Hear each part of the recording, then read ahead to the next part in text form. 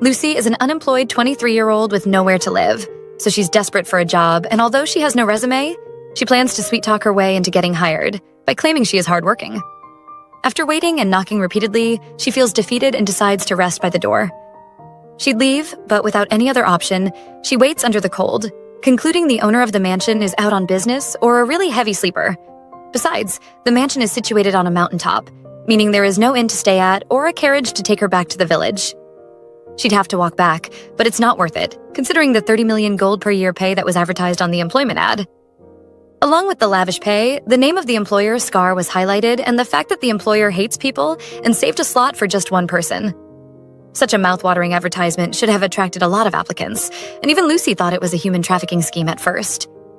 However, when she asked around in the village and heard about the owner's poor attitude and the number of people he had fired, she understood the reason behind the high pay.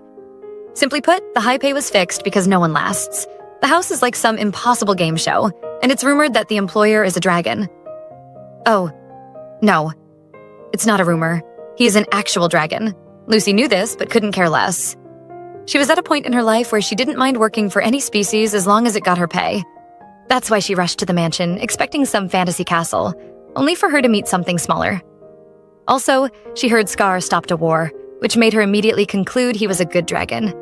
He was also the key to her achieving her goal of buying her own house, given the 30 million a year pay he was offering, so she planned to throw in extra services if necessary.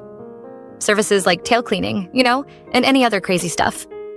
Before coming, she was warned about Scar's short-tempered nature, high expectations, and the chances of her dying if she messed up, yet her answer to all that was the high pay he was offering. She had worked for a lot of people who acted similarly and gave her peanuts compared to them. This guy was generous. Her 15 years of living paycheck to paycheck, gathering only $1 million as savings was about to end if she got the job, and that pushed her, fueling her determination. Sadly, all that determination dies for a split second in front of Scar's mansion when she passes out. The cold and nighttime had gotten to her, and she longed for sunlight. By the time she regains consciousness, she notices light from inside the mansion, and all that energy that dragged her here is restored.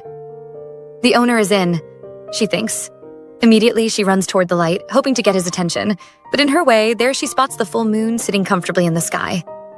She didn't know it was a full moon night until now, and recalls being warned by a villager not to go to the mansion uninvited, especially on a full moon night. Great, she broke the only rules she was given, but it's all good, right? No, it's not, and she realizes this when the bright light she is rushing to turns into an explosion. Lucy marvels at this occurrence before thinking about the owner of the mansion who could have gotten caught in the explosion. If he gets hurt, then her job is on the line. Maybe that's why she rushes towards the explosion instead of away from it. Fate decides to teach her a little lesson for not valuing her life, and a shard drops on her head, causing her to collapse and lose consciousness. Even then, she doesn't get the message and continues to worry about the safety of a man who hasn't even employed her yet. Right before she's completely out, she spots a masculine figure at the just exploded window and wonders who it is. It's Scar who comes down, shocked to see her at his home as he checks to see if she is still alive. In her unconscious state, a memory floats into Lucy's mind. It's a memory of her first day working. She was just 8 years old, on that snowy day when her mom sent her to her first job. It wasn't something her mom was happy about, but Lucy was okay with it, and hoped that by working hard, she would earn enough for her and her mother to buy a house and eat better food. As she ran off, her mom waved her with tears in her eyes, and although she responded, the thick snow didn't let her hear her response. That memory causes her to wake up crying, but she quickly reminds herself that she can't let her guard down now. Now that she's conscious, she can't remember why she was sleeping here. Her memory is a bit fuzzy, with her head hurting, and when she thinks it can't get worse, she notices a man lying by her. He startles her, so she pulls back, scared, unsure who the man is or why his body is covered in tattoos.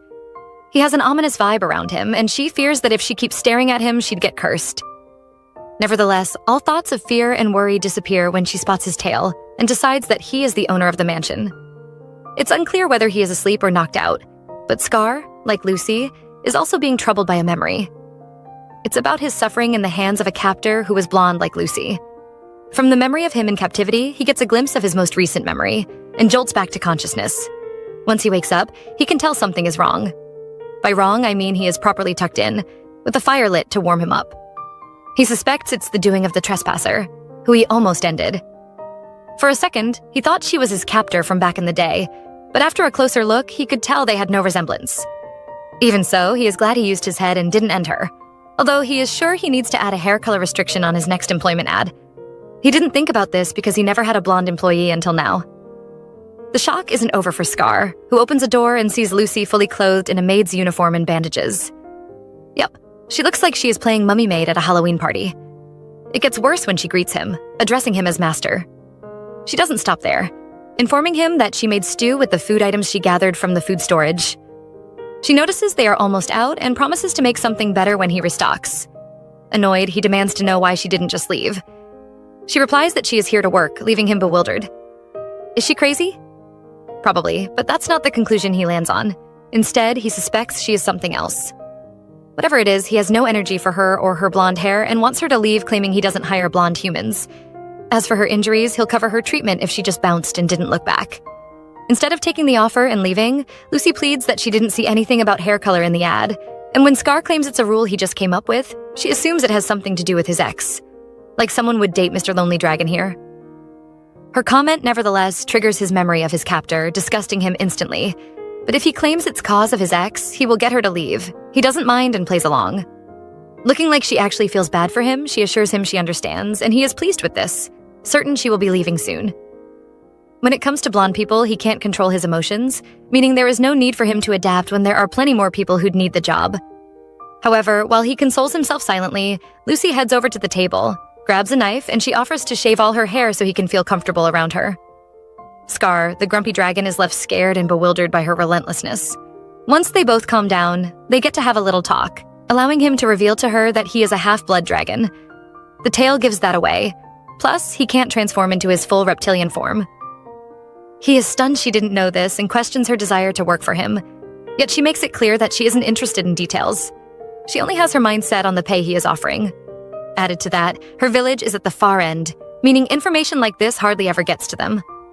All her knowledge comes from the dragon souvenirs they sell at her village, souvenirs that Scar doesn't look like, since he is a half-blood. Looking back, she remembers how he stopped her from shaving her head and turned a blind eye to all the bandages she has on to look like she was severely injured. All that makes her conclude that he is a good guy deep down. Still, she seems sensitive, meaning she has to tread carefully around him. With her thoughts all over the place, she watches him eat the meal she whipped up, pleased that he is eating so well. When he is done, he looks depressed and she asks if it was to his liking. Scar, visibly upset by the horror he just consumed, complains that he only rushed the food because it's been a while since he ate a proper meal. He fired his last maid long ago, surviving on vegetables ever since.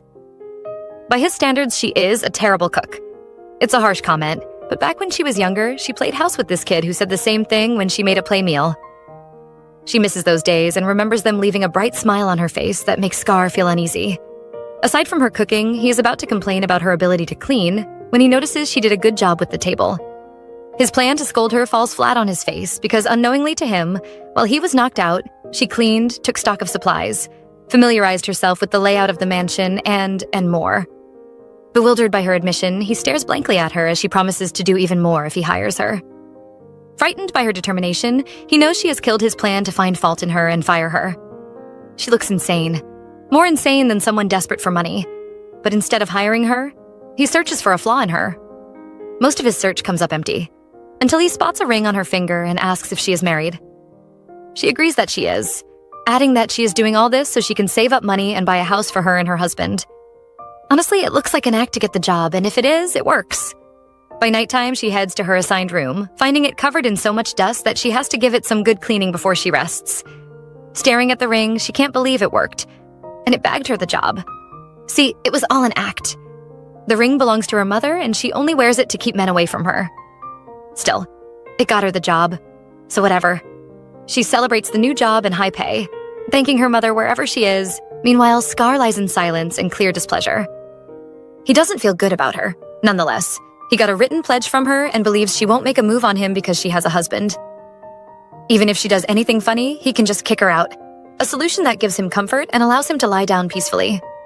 Before falling asleep, he recounts her bandage fiasco that made her look like a mummy maid and smiles. She is a strange woman. He isn't cool with her hair color, but it's all good. He can just avoid looking her in the eyes. There are a lot of disadvantages here, but he pulls out one advantage, the hope that Lucy will be the one to appear in his dreams and not his captor. He was wrong, sadly. The creepy guy came to haunt his dreams once again. That's not our Lucy's business. All that matters to her now is the change in status. She is now employed, enjoying her first morning as a maid. It feels epic. She still has her hair unshaved. She agreed with her master and just had to stay on her lane. She also signed this weird memorandum of secrecy that she has to honor. All his rules make her see him as a noble type dragon, as opposed to the rumors. Lucy concludes that the rumors may have been spread by ungrateful people who pissed him off. Away from that, she gives his rules a little more thought and recalls what an agent from the employment center told her. He promised her that if she could seduce a dragon, she'd earn a fortune. The agent also wanted to be her connect and make it happen if she was interested, but she obviously declined. Fast forward to now, and she is working for a dragon she knows is financially loaded. The salary he is offering gives that away.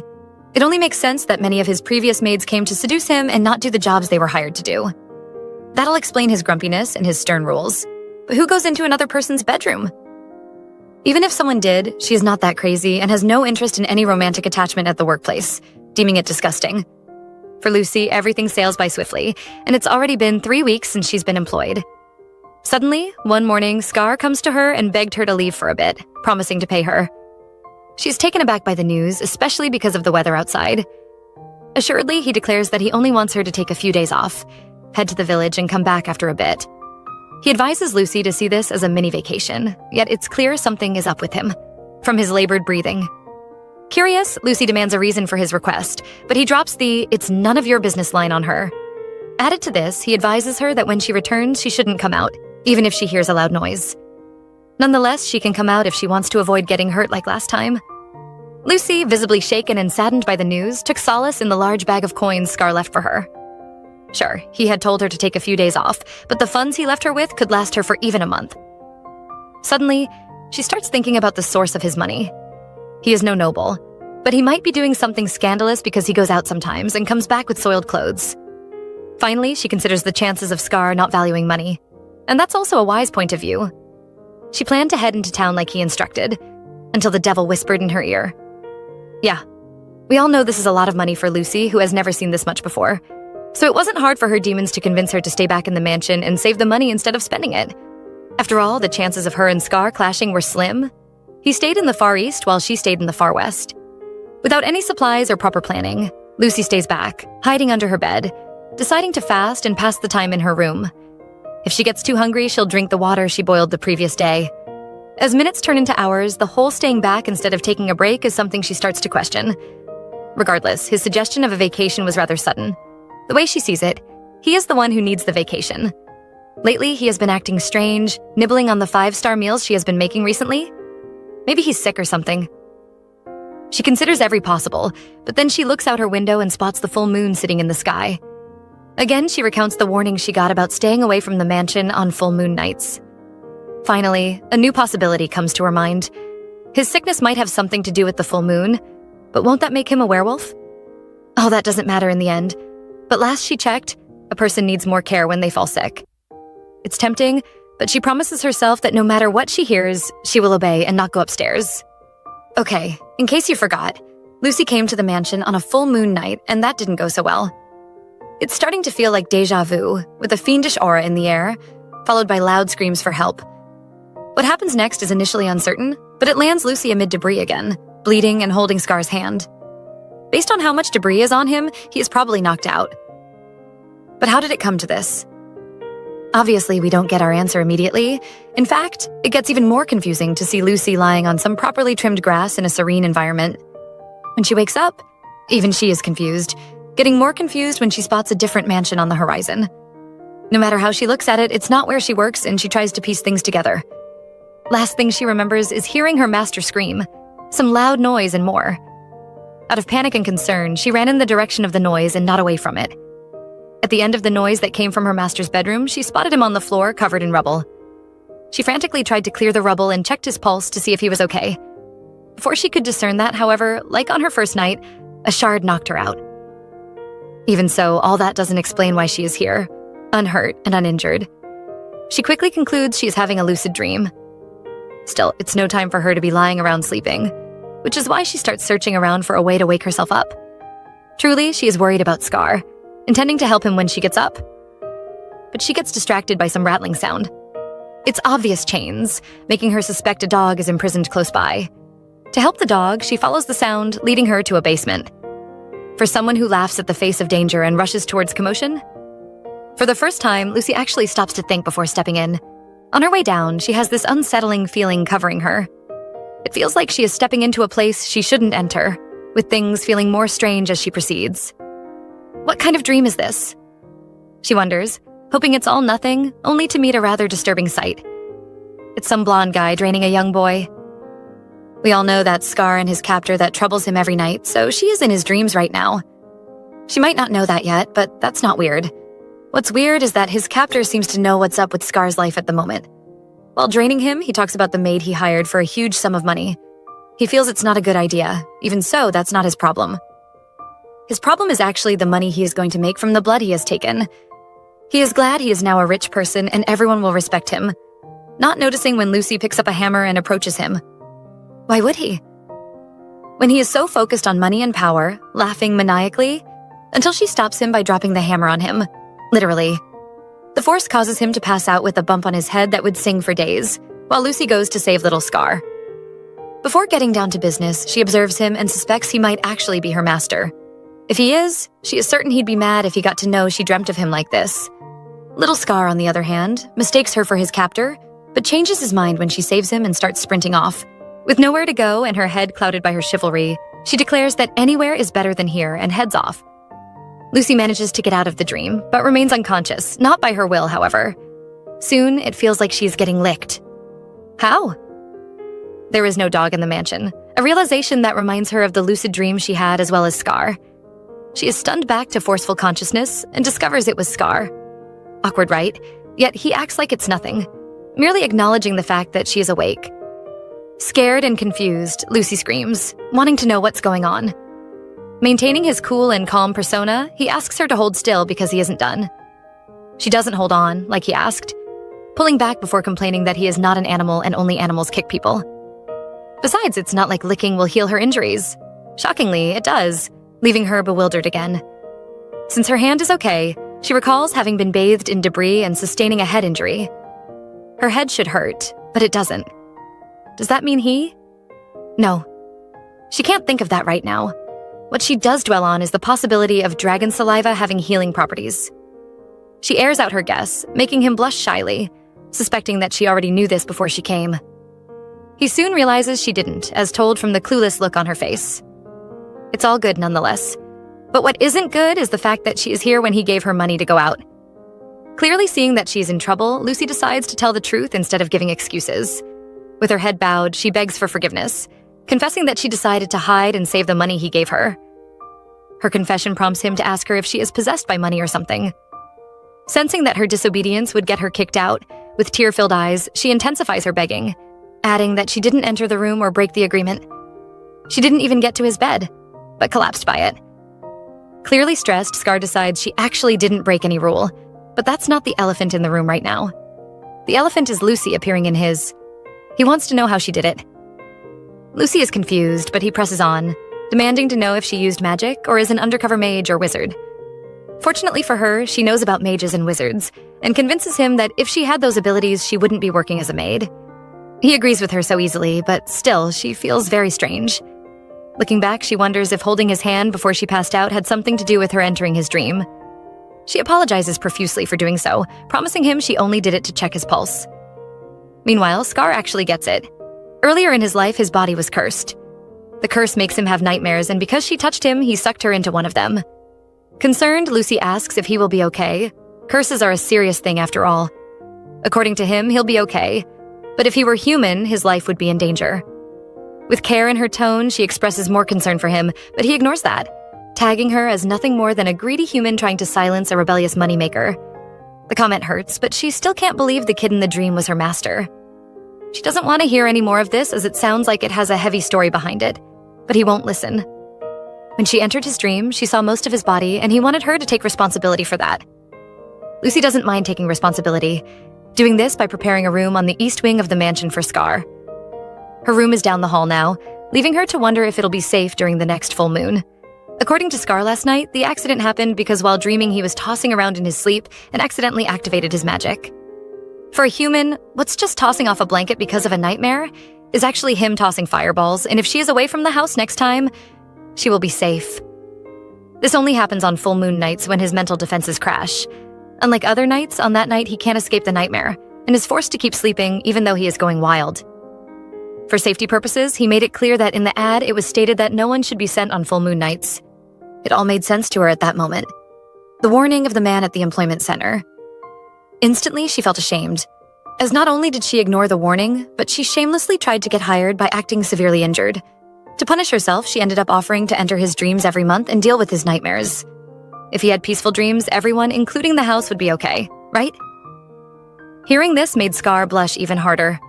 Nevertheless, she couldn't discern the look on his face and his change in mood last night. By morning, his mood stays the same when he refuses her offer. Confused, she argues that she isn't even charging extra for the service. But that's not it. He just isn't comfortable with people seeing him vulnerable, without clothes. Still, she insists, promising to cover her eyes and whack his captor. Her persistence falls on deaf ears, but she presses on, reminding him that he had said that the full moon was his most painful time of the month. If she helps him, she can not only save the house, but also ease him from wearing himself out. She doesn't want him breaking in the long run, and from the look on his face, he doesn't want that either. Nevertheless, he also doesn't want her pity, but she explains that it's not pity, she is actually worried about him. She doesn't want his mind to snap and suggests solutions like a hobby, a friend, or even emotional support. All suggestions she rules out in no time, deciding what's best for him now is a lover. The look on his face says he doesn't welcome the suggestion, but she presses on, advising him to glam up to improve his chances of finding a mate. On top of that, she wants to know his type of girl, bringing up the maids he once had and hoping that Scar liked certain qualities of one of them. Unfortunately for her, all he does is tell her it's not her business. Later in the day, Lucy is back to cleaning like she was hired to, her mind deep in thought of how he scolded her and told her to get back to work. His response at that moment reminded her of the real reason Scar locked up and has so many rules. It was because his former maids used to sneak into his room to seduce him. The audacity to do that still doesn't sit well with her. But that aside, she thinks she is being a problem too. Like Scar had said, she is too nosy, but we can't blame her. It looks that way because she is looking for ways to help him somehow. Even a lowly maid can save her master if given the opportunity. Suddenly, she remembers the man in Scar's dreams and suspects that he knows how to break the curse. She guesses Scar should know where he is and is willing to take a day off during the next full moon to track the creep down. If she finds him by doing whatever it takes, except seduction, she is sure she can get him to break the curse. When she gives it some more thought, she discovers it can't be that easy to get to this guy. If it were then, Scar would have tracked him down and stopped the cycle, but instead he remains trapped like this. Lucy gets so worried that she suddenly feels a pain in her chest. It's a pain worth causing her to collapse, but she fights through it in order to keep her job. In the process of fighting through the pain, she spots a book on the floor. She didn't notice when it fell, and picked it up while wondering the type of books her master reads. This one is a kiddie's dictionary, sparking up the suspicion that he has a child hidden somewhere. Upon closer inspection, her mind is blown instantly. It gets so bombed that she has to go to Scar himself for answers. Before letting the cat out of the bag, she confirms that it was he who got the books to study. Once that's confirmed, she expresses her shock that he is interested in romance novels. Romance novels? Scar argues that the books he got are about curses or demons. At least that's what he asked the clerk at the bookstore for. He had no idea every book in his study was a best-selling romance novel. Well, Lucy can understand where the mix-up is coming from. Romance novels with a touch of curses and demons can be mistaken for the real deal. On top of that, the clerk sold the books under the guise of them being rare and hard to find, charging him a fortune. In truth, all those books are still available in the market. Hearing this pisses Scar off, but Lucy tags it as a mistake caused by ignorance. According to her, even the dictionary isn't necessary. It's a kiddie's dictionary after all. But her mind changes when he confesses that it wasn't a mistake. He got it to learn human language. For a dragon, a different species, it's not an easy task, and although he has been at it for a while, he's still a slow reader. Lucy assures him it's all right. She takes note of his efforts and offers to teach him how to read, as well as go shopping with him. She can pull it off because there's less cleaning to do and an hour free every day. Scar shyly accepts the offer, concluding that married women are nosy and agreeing to come with her tomorrow, when he is free. He has no plan to stay cursed forever. Meanwhile, she thinks it'll be fun for them to shop and read together. Lucy is glad he agrees, and the following day they head to the busy market in search of the books about curses and demons. Luckily for them, they find what they came for. Apart from that, she is elated to see the town so busy. Meanwhile, Scar doesn't look so thrilled. Maintaining his disguise, they walk through the market with him stating that the book might just be a waste of time. Lucy agrees, but doesn't count out the fact that it might actually be useful for them. She plans that they read it together when they get home, and for some reason that makes him blush too. To fight the feeling, he takes the book from her, claiming it's safer with him, since he has fewer chances of losing it. His move to hide his emotions ends up exposing them even more, leaving her to compare an elder brother who cares a lot but is trying to act like he doesn't care. It's all good, but she has one more stop, a tattoo stand. She wants the owner to help her remove the tattoos, citing that it's ominous and might be the cause of some nightmares. During their time at the shop, she acts like Scar is her husband, and although he doesn't show it at first, it's too much of an act for him. He starts panicking, but things get out of control when the store owner offers to place pigment on it, since he can't really do anything else. Lucy needs Scar's permission for this, but when she asks, referring to him as honey, he panics and bolts as quickly as possible. His excuse being that putting pigment on it is useless. Lucy, in order to keep up with the act, apologizes for her husband's behavior. According to her, he is shy around strangers, but she pays the man regardless. The shop owner, touched by the kindness of a wife, decides that she can't go empty-handed. On that note, he gives her some info about the tattoo.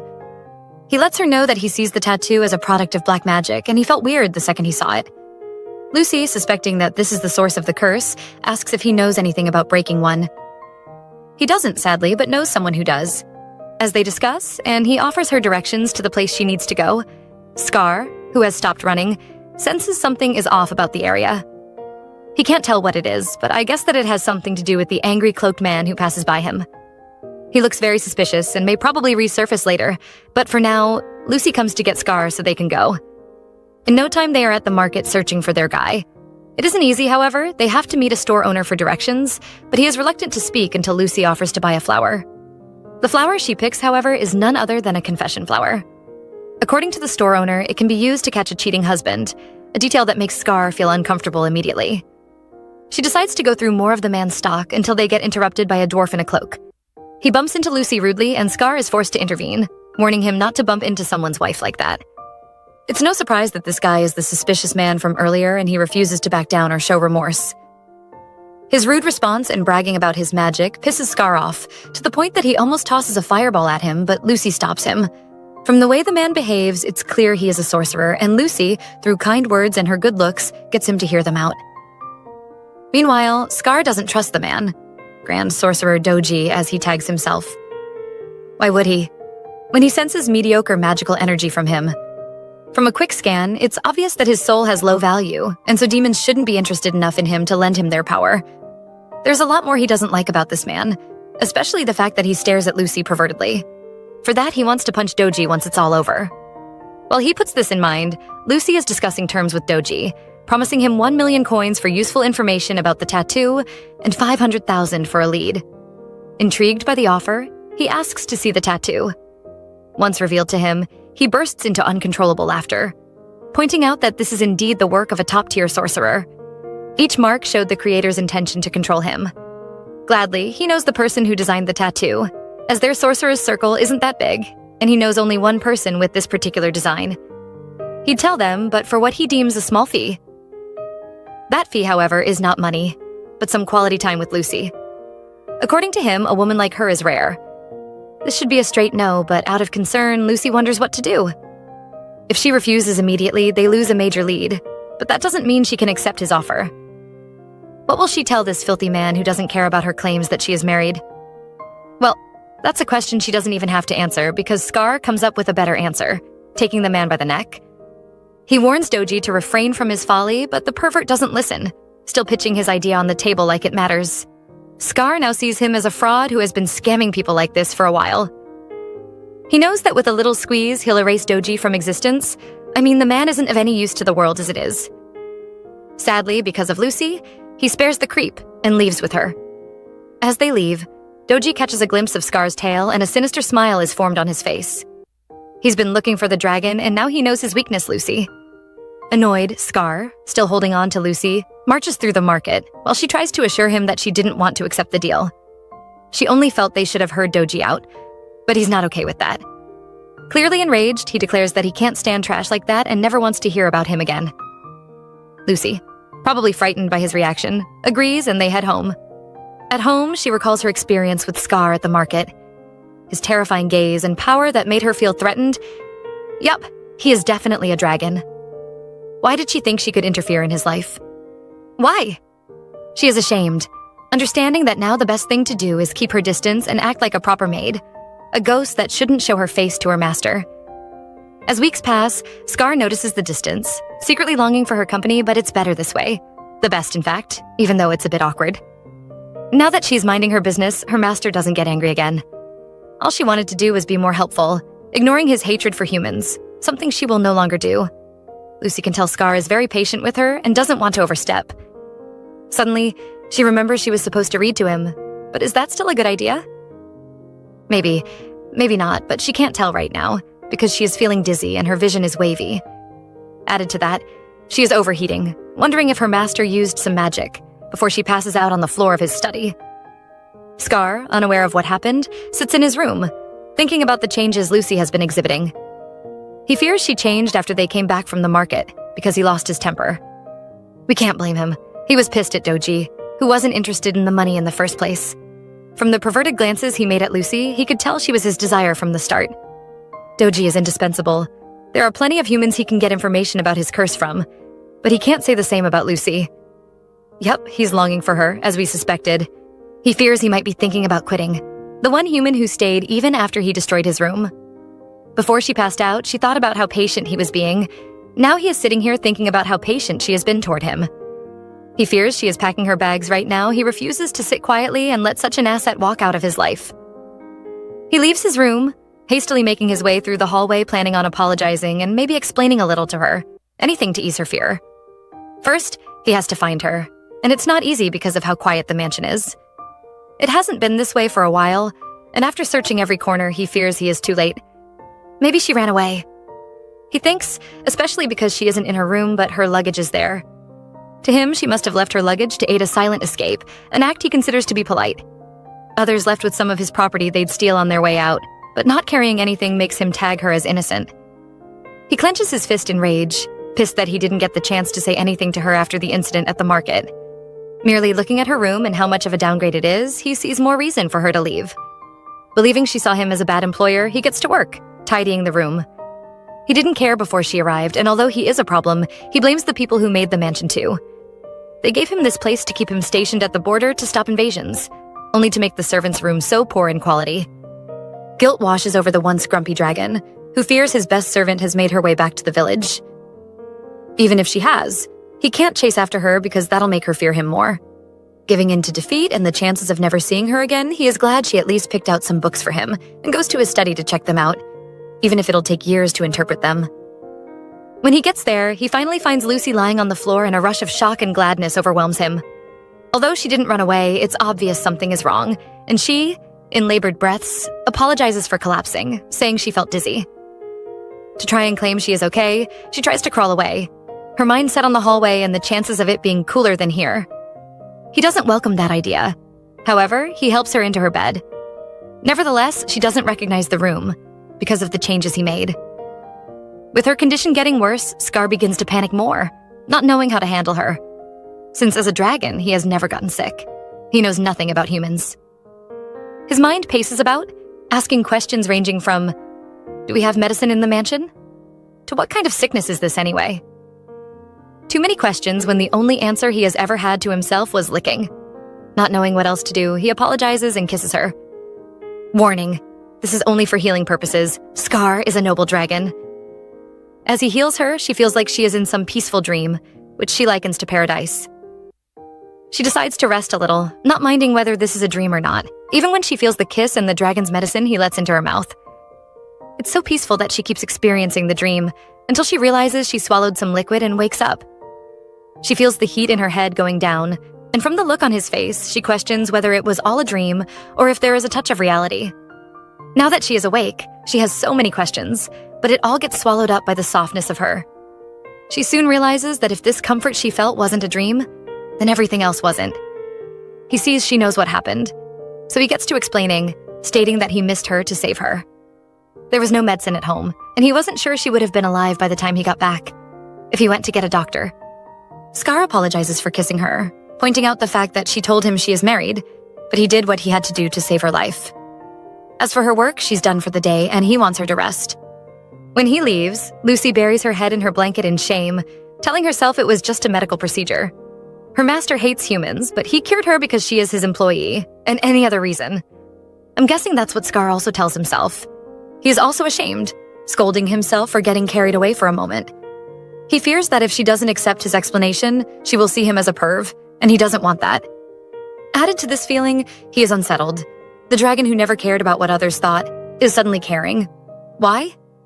This woman has changed a lot about him since she arrived, leaving so much on his mind that he decides to take a nap in order to feel better.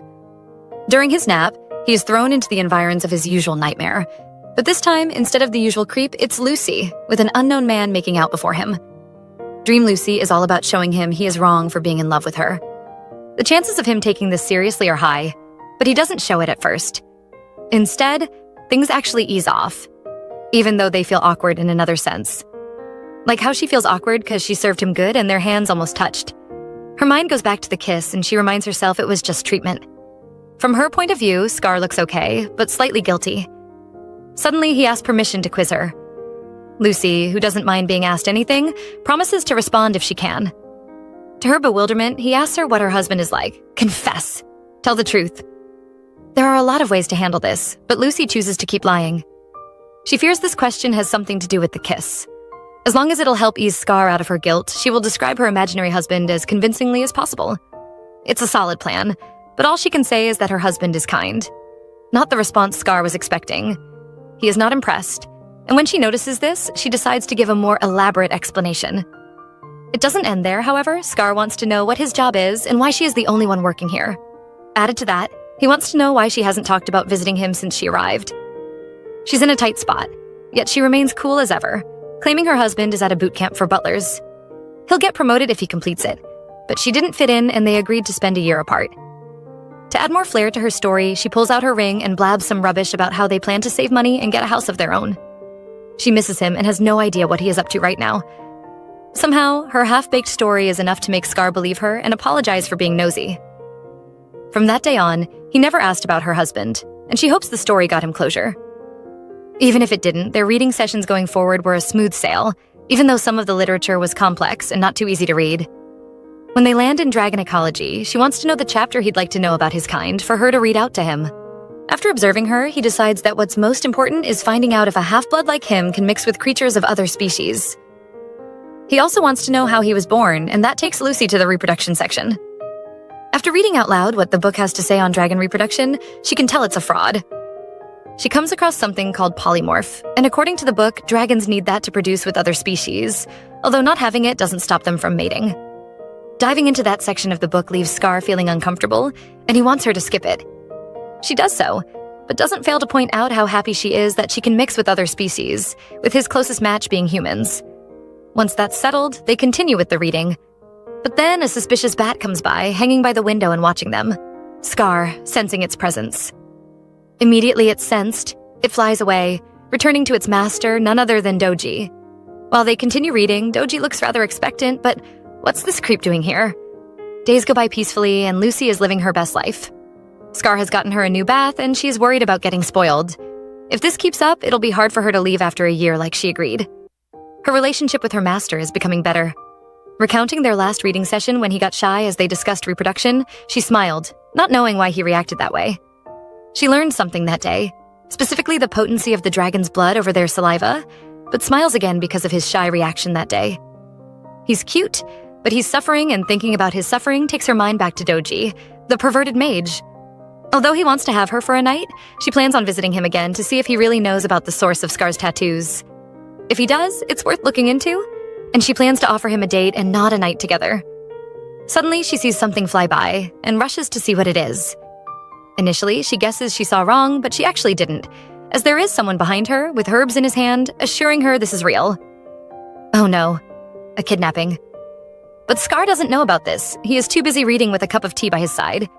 Usually he would have passed out by now, but the tea Lucy makes keeps him up and gets him going. Because of her, he finally feels relaxed. He hasn't felt this relaxed in ages, but there has been some tension between them lately. He concludes the tension is because of how proper she is. He can tell she is ashamed about the kiss, and somehow that's a good thing. like the sweet tea she makes. Perfect, not bitter at all, oozing care, unlike what his previous maids brew. Sadly, her contract is limited, and he sits here thinking she doesn't want to stay long because of her husband. A husband she doesn't even have. He is envious of the guy, regardless, suspecting he is a gentleman, and that's what the ladies are into these days. Even so, he can't see her imaginary husband can't be seen as a gentleman for sending his wife to this lonely place. He curses the man when he hears a knock on his door. He knows it's Lucy, but she should be asleep by this time, meaning something urgent must have come up. When he opens the door, he meets her dripping and half-dressed, making him question himself, wondering when he fell asleep. This must be a dream. The Lucy he knows would never do this. Nevertheless, it feels more realistic as time passes by and she closes the gap between them, demanding that she came so he can hold her tonight. Did the herbs brainwash her? She steps closer, closing the space between them, and his mind immediately rejects the moment as reality. The Lucy he knows would never stand this way before a man she does not love, so he convinces himself that what unfolds must be a dream. Her calm permission only strengthens that belief, and whatever restraint he has been holding on to finally gives way. He leans in and kisses her, allowing the feeling he once denied to surface freely. The memory of a few days earlier drifts through him, back to the medical procedure where his self-control faltered. He had meant to pull away quickly, yet the kiss had lingered longer than intended, leaving guilt in its wake.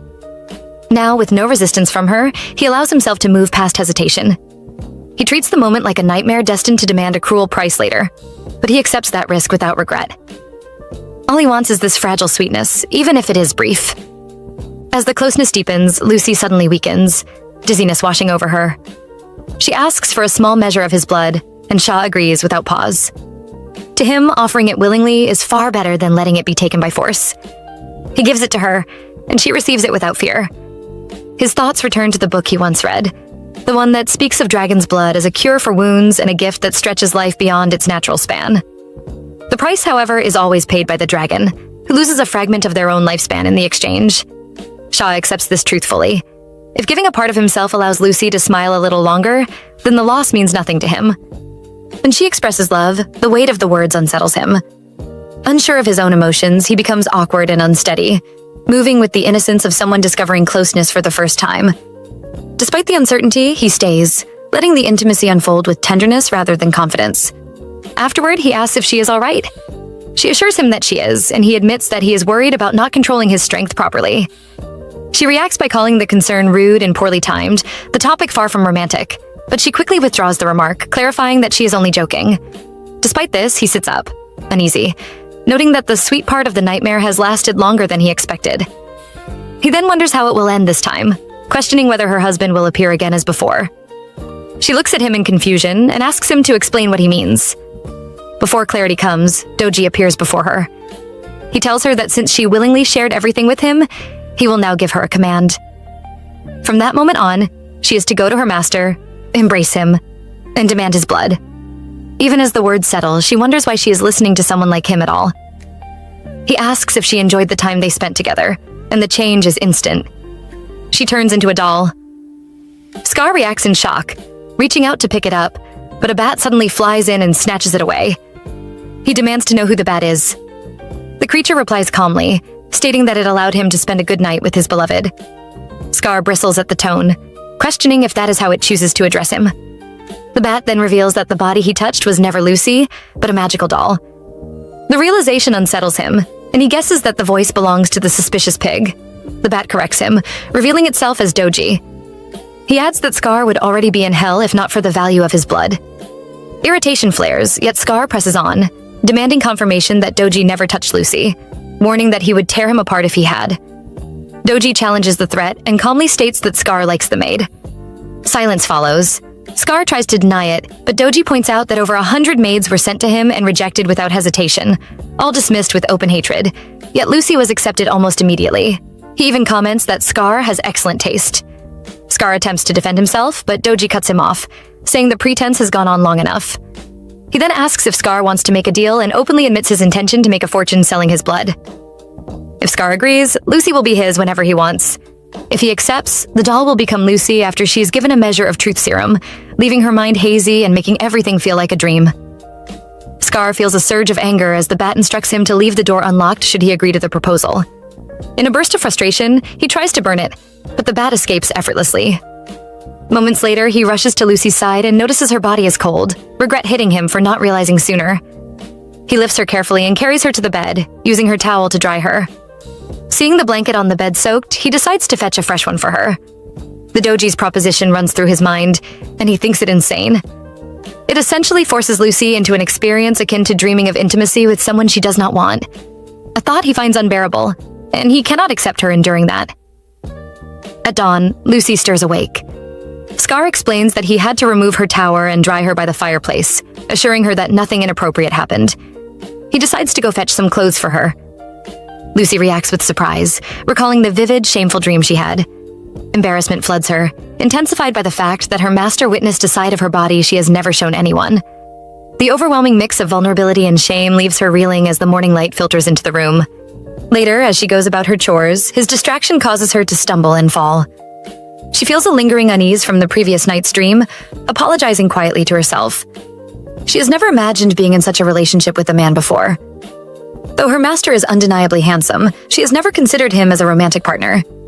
Yet she cannot deny the strange, incomparable joy she felt in the dream when she embraced him, though she refuses to call it love. She reminds herself that her master despises humans, and if these thoughts are discovered, she might end up among the senior maids. Still, she thinks it is difficult not to be drawn to him. Once accustomed to his presence, one notices his surprising kindness, despite the intimidating tale and frightening tattoos. She cannot name the feelings stirring inside her, but she is determined they remain hidden, especially her enjoyment of the dream. After finishing the cleaning, she checks on him. Noticing that he skipped meals, she grows concerned. Finding the door unlocked, she peeks inside and sees him in a pitiful state. She hurries to his side, calling his name, but he does not stir. Worry gnaws at her as she wonders if he is trapped in nightmares from a curse. She recalls that the next full moon is still far off, the time when his mental defenses weaken and nightmares strike hardest. She reasons that the worsening is not the moon itself, but the lowered defenses, perhaps caused by what happened the previous night. He had warned her never to enter his dreams. She fetches a bowl of water and a cloth to wipe his face, sitting on the floor beside him, checking on him periodically. 3 days pass, and fear creeps in. What if he never wakes? Despite her anxiety, she lies beside him on the bed, holding his hand. Sleep eventually overtakes her, and she dreams of herself standing before a mansion. The mansion feels impossibly real, blurring the line between dream and reality. She wonders if her master is somewhere inside, trapped in his child form, and a surge of determination rises within her. She plans to confront the awful man and rescue them both, just as she had done before. Her search begins in earnest, room by room, yet no presence of him is sensed anywhere. The last possibility is her own bedroom, though it seems unlikely he would be there. A sudden sound draws her attention. Her heart tightens with unease as she wonders what the man could be doing with Scar inside. Peeking through the doorway, she freezes in shock. Scar is kissing a woman who looks exactly like her. Surprise and disbelief wash over her. The woman protests, telling him to let her go while he calls her Lucy. Confusion rises as she questions why he is doing this. He produces her ring, and she instinctively tries to take it back, but he burns it before she can. Tears spill down her face. She demands to know why he is going this far. He speaks as if to confirm her ignorance, then guides her onto the bed and touches her lips. She resists, voice trembling, insisting that she hates those who force themselves on women. His resolve does not waver. He reveals plainly that his feelings for her run so deep that he never wants to let her go. Meanwhile, the real Lucy lingers at the doorway, peeking cautiously. She opens it slightly, and Scar's eyes fall on her. Panic grips her, and she bolts, desperate to escape, though she cannot understand what is unfolding. In an instant, she awakens and finds herself facing Scar, who remains unconscious. She resolves to leave quickly, hoping to pretend nothing happened, but he stops her and asks how much she saw. She admits that she saw him holding a woman, explaining that she stepped away to avoid seeing more. He presses further, and she fabricates that she didn't actually see the woman because it was too far away. She then wonders aloud if it was someone who worked there previously. Scar meets her gaze with a serious, unreadable look before turning and walking away. Regret fills her as she apologizes, explaining that she was worried after he had not woken for days. She offers to accept any punishment. Scar reminds her that she violated the agreement by entering his dreams without permission. She protests that it was not her intention, but he responds that intentions no longer matter. The act is done. She is told to pack her belongings immediately. Though the agreement stipulates leaving without a penny, she is allowed her earned pay, and a carriage is specially arranged to take her to the village. She considers the gesture surprisingly kind, though she recognizes the foolishness of thinking forgiveness was guaranteed even after breaking the rules. Her thoughts drift back to the dream, recalling his statement that he likes her. She doubts she heard correctly, since the punishment seems to contradict it. She acknowledges that her recent behavior made things harder for him, and observes that Scar's nightmares appear to be his most terrible experiences, possibly visions of tormenting the weak or becoming like the man he despises. Yet she places the blame on herself, realizing that her presence and her body made both of them aware of themselves. Accepting responsibility, she leaves, stepping into the carriage. Maid questions if she is the one he saw at the market recently, and why she is going out alone at such an hour. She responds with surprise. She cannot believe that the shabby maid she saw at the market now stands before her looking refined. She explains her earlier deception, telling him that her name is Lucy and that she used to work as a maid. She adds that she has since quit and questions whether he has any business at the mansion. He confirms he does, but mentions a more urgent matter, offering to accompany her because he cannot let a beautiful lady travel alone. The journey to the border town of Horsetail will take 2 hours. She thinks that if they engage in small talk along the way, she might learn something useful about her master's tattoo. Despite having been fired, she agrees to ride with him. During the trip, the mage apologizes for his behavior last time, noting that he was drunk. She finds it amusing since he does not smell of alcohol, and reminds him that everyone makes mistakes. Curious, she asks how he found the mansion. He responds that he had business with the master and knew he was a dragon as well. He mentions that most servants do not last more than a week there, and asks if that had been her experience. She laughs, explaining that she survived a month and that her firing was her own fault. He admires her resilience and mentions that his household has been looking for a maid as well. His wife has been frustrated that no suitable applicants apply, and they even offer triple the usual pay. Lucy thinks to herself that no sane person would work for a mage who can curse people out of existence. She reassures him that life is bound by fate, so he should not be disheartened. The right person will appear eventually. He gives her a side glance, questioning what business she had at the dragon's mansion, and notes that she should have refused him face to face. He adds that he was meant to buy information from her. She wonders if it was about the tattoo he mentioned before, and thinks he should have asked for more money, given her master's wealth. He remarks that, as a lowly mage, he has a code and will not betray a comrade, since curses are a form of karma and must be dealt with by those responsible.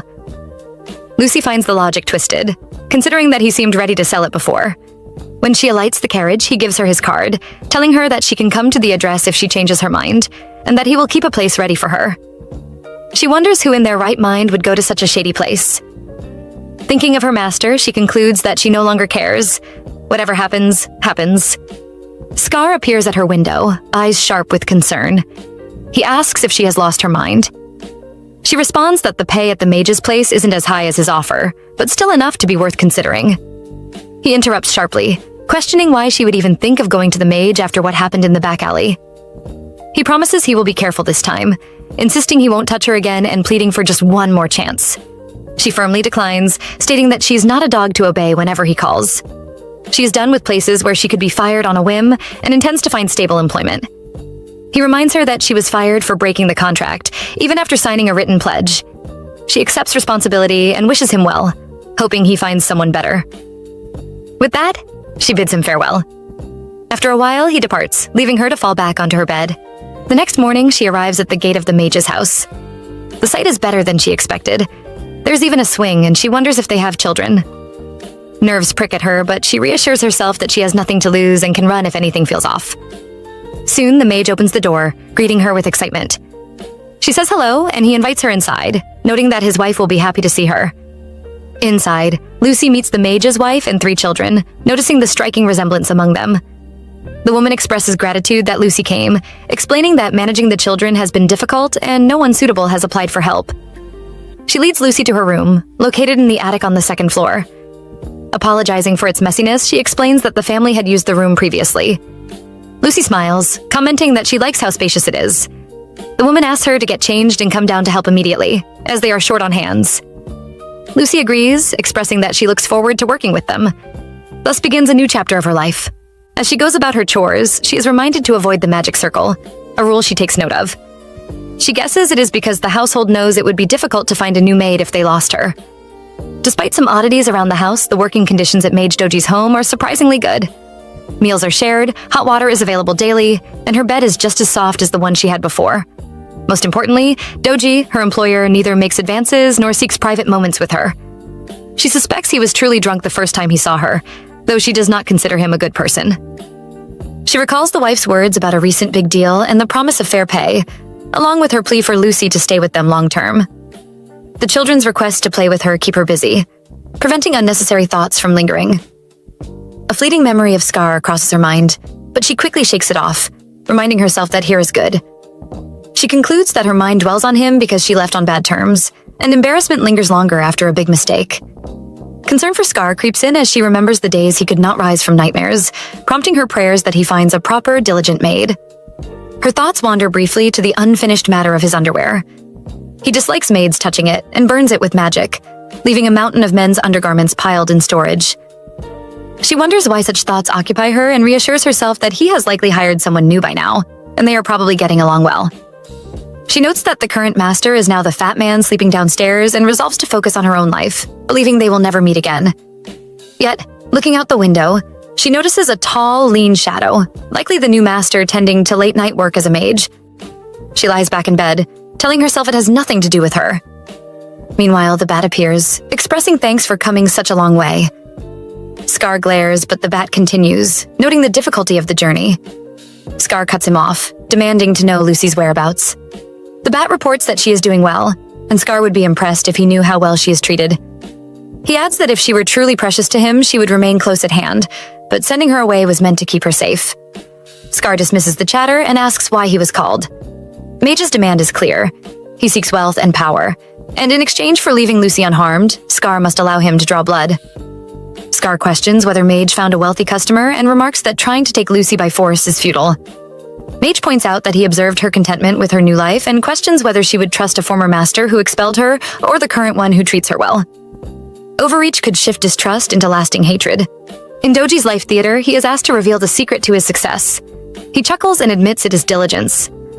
Over the past few years, he had tried repeatedly to get his hands on dragon blood and sell it. He explains how he even put a maid in a position who did nothing but wash her face, bribed other maids who merely wanted to be hired, and eventually partnered with a placement agency worker to split profits. Yet, the dragon proved impossibly picky when it came to women, causing him repeated losses. He survived by doing odd jobs in the back alleys just to get by day to day. Looking back, he considers it good memory. An opportunity seemed to find him in the end. When asked how he turned his life around, he laughs, calling it a gamble of a lifetime. He spread rumors on the black market that he had dragon blood, then accepted an advanced payment from a potential buyer. Using the money, he purchased a ridiculously expensive clay doll that could turn into human form if fed blood. In the end, he placed a human soul inside it to achieve his goal. When questioned about ambitions beyond what he had achieved, he admits that a man of high status is always popular. More than money, he desires to become a royal court mage and live comfortably for the rest of his life. He adds that the foundation for that future has already been laid. The next morning, Lucy sits by the swing with one of the mage's children. When the child climbs down, he thanks her for pushing the swing and says he is going to the kitchen for snacks. Left alone, Lucy marvels that it has already been a month since she started working here. Being surrounded by lively children makes her forget her worries. Before, she had been too preoccupied with taking care of herself to consider starting a family, but now she thinks it might not be so bad after all. She recalls her mother apologizing and revealing that her father had abandoned them. But for now, she feels that everything will be okay as long as her future marriage is not miserable like her parents. She resolves to be open to finding a good partner. Her thoughts drift to Scar. She questions why she is thinking about him, knowing he tends to solve problems with force rather than communication, and decides he is too immature to be a life partner. She scolds herself internally for judging him. Suddenly, a child hands her a drink, claiming it is wild strawberry juice from the market. She notes that strawberries are not in season and thanks him. He insists she drink it all, having gone through trouble to get it, and she agrees to drink it after work. That night, she awakens in darkness, unsure of where she is. She remembers drinking the strawberry juice and notices her body feels disconnected from her mind. Realizing the situation mirrors past experiences, she concludes it is a dream. The bat appears, informing her that she is in a state where she cannot stand not being embraced by a man. It tells her that her partner will arrive soon, instructing her to allow him to hold her and receive some blood. She recognizes the voice as Doji's, and knowing it is in order, she prepares to comply. At that moment, Scar stands before her. She is instructed to embrace the man and take some of his blood. She steps closer, initiating a kiss, but he suddenly pulls her away and shouts at the pig, reminding him not to touch Lucy. The bat responds sharply, claiming Scar is not performing his duties properly, and that numerous complaints have come in from customers lately. It criticizes the way Scar is acting, noting that people pay well to come discreetly, and they should follow proper protocol. Scar questions what this has to do with him, but the bat explains the reason behind his actions and threatens that he will give Scar a doll instead, hoping it will motivate him. Scar refuses, insisting the idea is ridiculous and demanding that Lucy be sent back. He asserts he will never yield. The bat warns him not to be so certain, pointing out that Lucy's real body remains in his mansion and asking if he isn't afraid of the consequences. Scar remains silent, and the bat laughs, concluding that Scar likes her more than he admits. It reveals that Lucy thinks this is a dream and enjoys it, questioning why Scar resists. And Scar insists that someone else should be brought instead of her. Lucy, surprised, questions whether he finds her insufficient, but he clarifies that it isn't what he meant.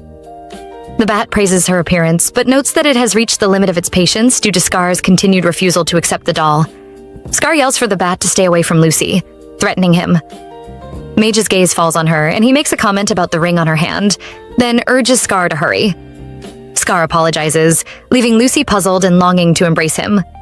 Mage's voice echoes, instructing her to embrace the man. She hesitates, recalling that he said he didn't want her to. Turning around, she begins to walk away, then opens the window, smiles, and jumps down, noting that she had wanted to do this earlier. Doji can hardly believe she disobeyed his suggestion. Lucy reflects that this act, taking decisive action, is exactly what it takes to wake up from a dream. Lucy opens her eyes and is shocked to find Doji beside her, catching him in what looks like a compromising act. He quickly explains that it is a misunderstanding.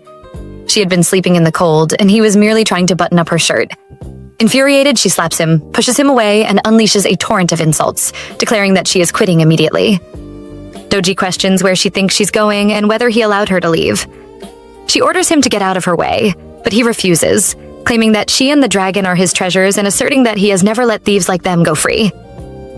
Anger flares within her, and she throws something at him, intending to make a scene loud enough for his wife and children to hear. She wonders if he can still reveal his true nature in front of others, but he laughs, saying he does not care. He is the only one in the house. Her eyebrows lift in disbelief. She had been interacting with his wife and kids all along. Doji smirks and reveals that the entire household was an illusion. He had made a pact with a demon, granting him the power to create such illusions. He questions whether she expected the house to be a safe place, noting that he merely played the parts of his own family members. He challenges her, asking if she thinks he cannot conjure illusions she does not wish to see, just as he had shown her the ones she desired. As an example, he snaps his fingers to reveal a picture of Scar, explaining that he designed the tattoo carved into Scar's body and sold it for a steep price. Fury overtakes her, and she seizes him by the throat, pinning him down. She demands that he tell her how to break the curse. He refuses, claiming he will not provide the answer without payment. She argues that the person who wants the curse lifted has more money than they could ever pay, offering it as incentive. Doji coldly refuses, stating that he does not want money but desires her body instead. He pushes her away, producing an object and declaring that, being in his house, she is essentially within his grasp. Since she caught him, he vows to cherish her even more. Meanwhile, an unknown figure moves with great speed toward Mage Doji's house, their approach swift and urgent. Lucy quickly notices that there is only one way out of the attic, the ladder leading down to the first floor. That escape route is immediately blocked by Doji, who is holding a syringe in his hand. She does not know what substance it contains, but instinctively understands that if it is injected into her body, everything will be over. Faced with that certainty, she decides that becoming his plaything is far worse than risking death. As Doji approaches, Lucy turns toward the window. Jumping out feels like the only option left to her. Doji watches her movement and comments that she is brave, then cruelly reveals something that freezes her in place. He explains that her former master must be in shock at that very moment, utterly confused, because he witnessed the woman he cares about jump from a window and shatter into pieces. Lucy is stunned by those words. Doji continues, stating that what she believed to be a dream was not a dream at all but reality. The realization hits her hard, leaving her shaken and confused.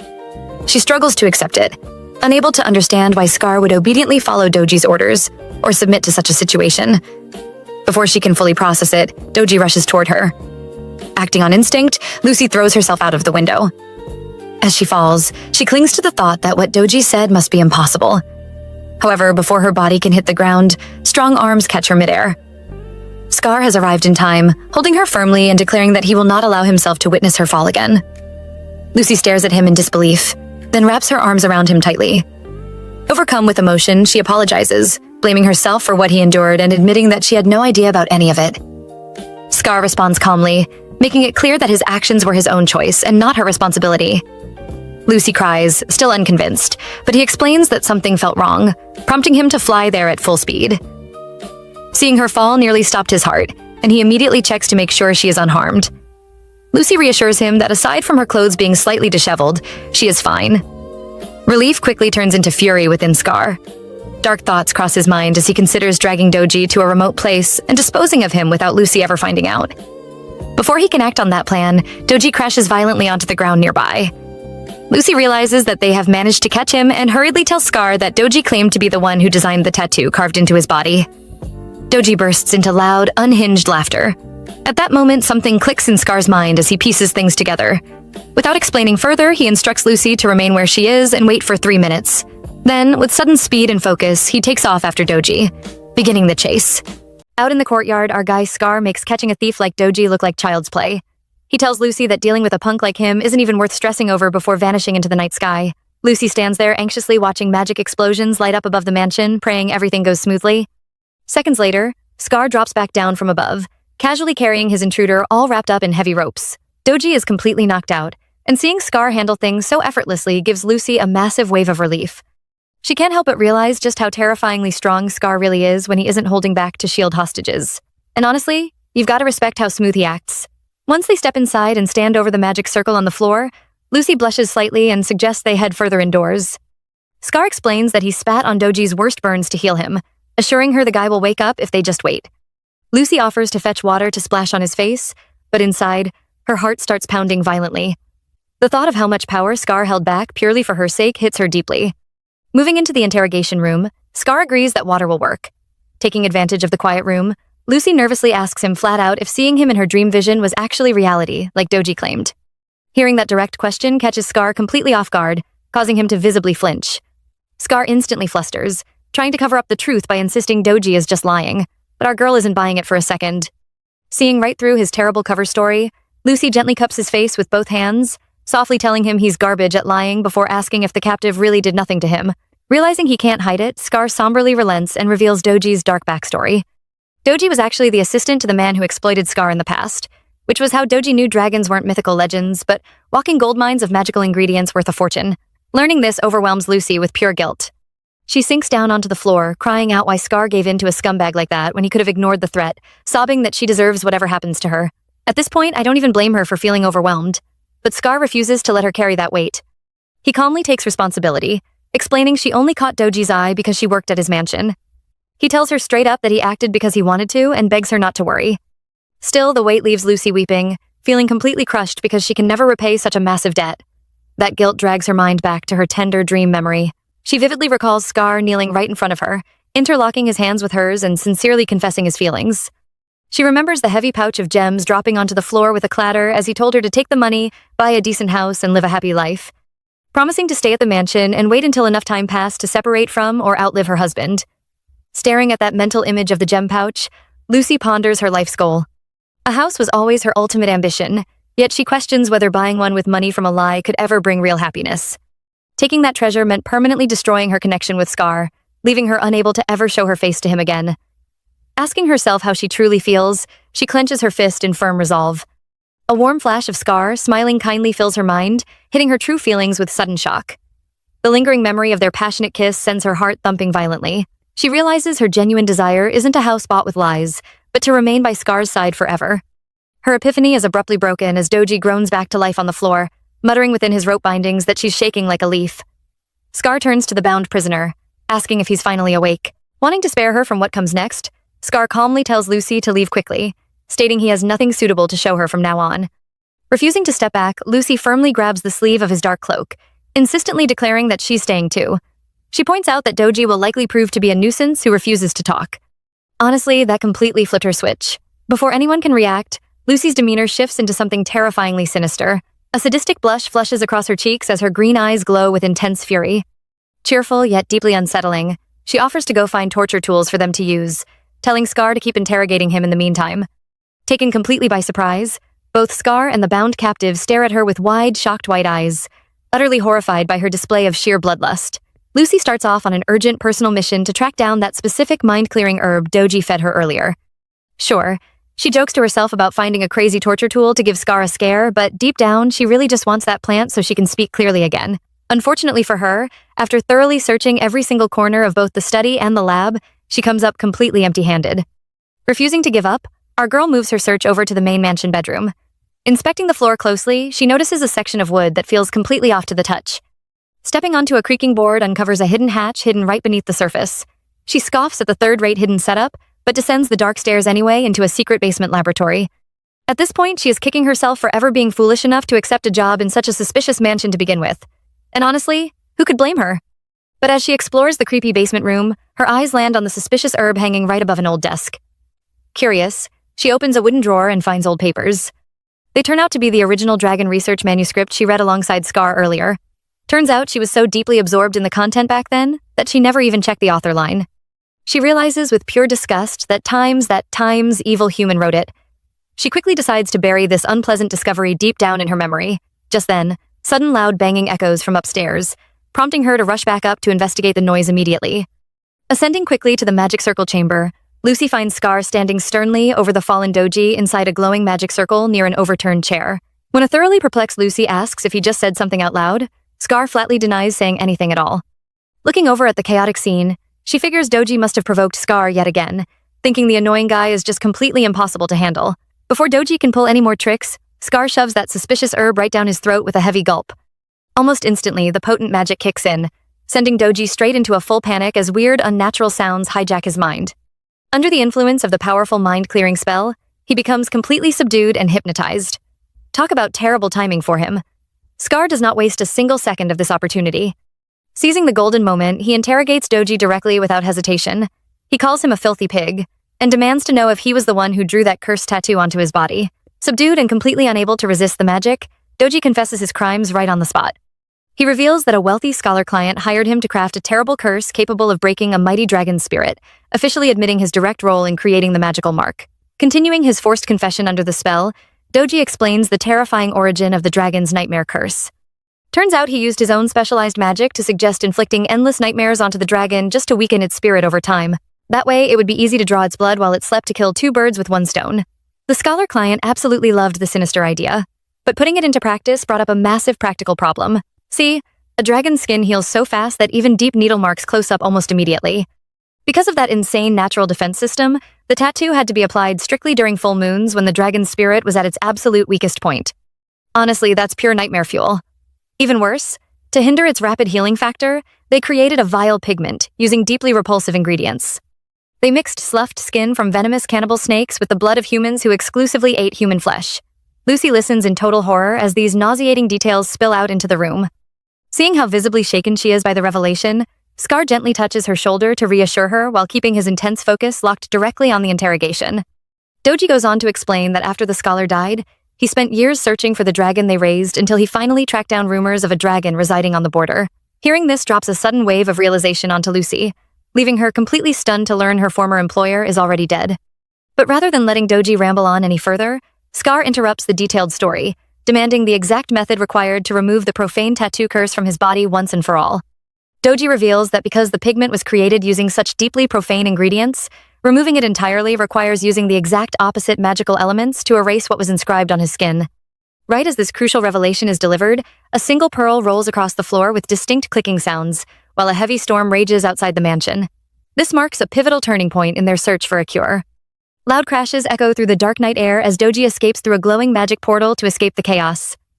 Our girl is in total shock, sniffling uncontrollably because they were so close to reaching their goal.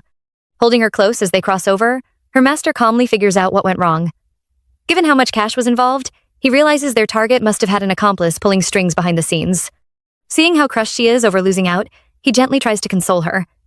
He reassures her that she can always find another guy like that down the road, and urges her to rest now that Dawn is here. But when morning rolls around, sleep is the absolute last thing on her mind. Sitting up in bed at the inn, she can't take her eyes off the money pouch resting on the table. Worry completely kept her awake all night. She practically tricked her master to get her hands on that cash, which makes spending it feel totally wrong. Honestly, that's rough. That leaves her stuck with two very difficult choices. Her first idea is to just swallow her pride and ask her master to hire her again. But the second she thinks it through, she realizes how shameless that really is. Keeping a woman he actually likes around solely because of money would be total emotional torture for him. On top of that, going down this path means coming clean and confessing the truth. She breaks out in a nervous sweat just imagining his reaction. In her head, he completely loses his cool, shouting at her for pretending to be single just to score cash and declaring he can never trust her again. That horrifying thought completely overwhelms her, so she shoves a blanket over her head in pure distress. That leads her to option 2, getting a job at a completely different house while staying in touch with her master, lying that she finally broke up with her husband. It would spare her from revealing the truth right away, but deep down, she knows it's just stacking one lie onto another, forcing her to live a fake life forever. Still, looking down in deep thought, one thing is crystal clear. She refuses to cut ties with her master. Her mind fills with warm memories of their time together, like browsing the market, sharing meals, and enjoying simple, happy moments side by side. As evening comes around, the two of them stand together on a hill near the station, watching the sunset while she holds her heavy suitcase. Her master tries helping her figure out her trip home, explaining that she can book carriages right at the inn. He asks where her village is and if it's a long journey. Our girl hesitates, awkwardly admitting it takes about 2 weeks with transfers. When he asks when the final ride leaves, she pretends she isn't really sure. A carriage rattles right past them, and he offers to handle the reservation for her himself. Talk about terrible timing. Hearing that instantly sends her into a total panic, and she practically begs him not to do it, leaving him utterly confused and wondering if she's feeling sick.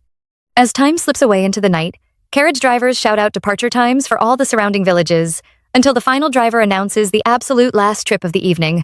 As the cold wind blows past, the two of them are left standing together outside the inn in complete silence. In the quiet night, her master finally speaks up, noting that he thinks that was the last carriage. That's when our girl turns to him and holds up a dried truth herb leaf she sneaked from the mage's lab. He's totally baffled and asks why on earth she has it.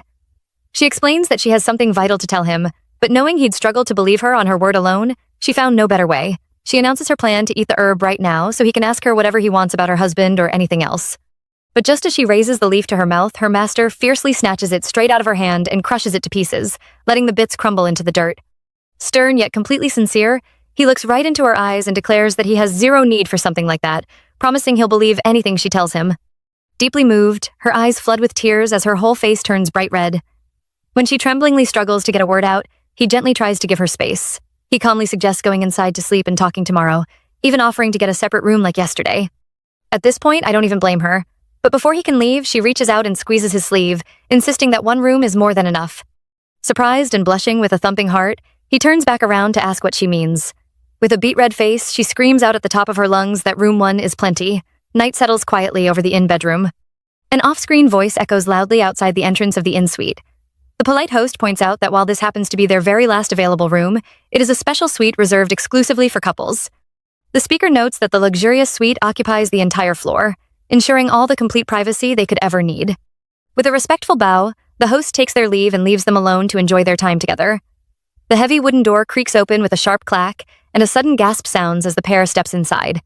Lucy carries her suitcase into the spacious room, looking completely composed on the surface. Beside her, Scar is a flustered mess. His heart is hammering away in his chest with a rapid, chaotic pulse. Hesitating near the entrance, Lucy turns around to address Scar directly. She tells him that if he was merely trying to save money on separate rooms, he really did not need to do so. She just wants their final moments together to be good memories. To ease his obvious anxiety, she assures him she will happily sleep on the sofa tonight. Turning around, a quiet click sounds as she locks the heavy door behind them. Hearing the lock engage, Scar asks what is wrong. He points out that she has been acting strange this entire time. Lucy gazes solemnly into his eyes. She remarks that he finally has nowhere left to run. Talk about an intense way to open a conversation. Scar tries to reply that this whole situation feels almost deliberate on her part, but before he can finish his thought, she cuts him off completely. She reveals that she can finally confess the truth to him. Surprised and taken aback, Scar stammers, asking what on earth she needs to confess. Lucy reaches out and grabs his dark cloak. She raises her hand to show a silver ring adorned with a brilliant green gem. With a quick, smooth movement, she slides the ring off her finger. Scar looks on in absolute shock as he catches sight of the fine inscription carved inside the band. It reads, "To my beloved wife," followed by the name Mary. He stammers out the name in total bewilderment. Lucy apologizes sincerely, admitting she has been lying to him this entire time.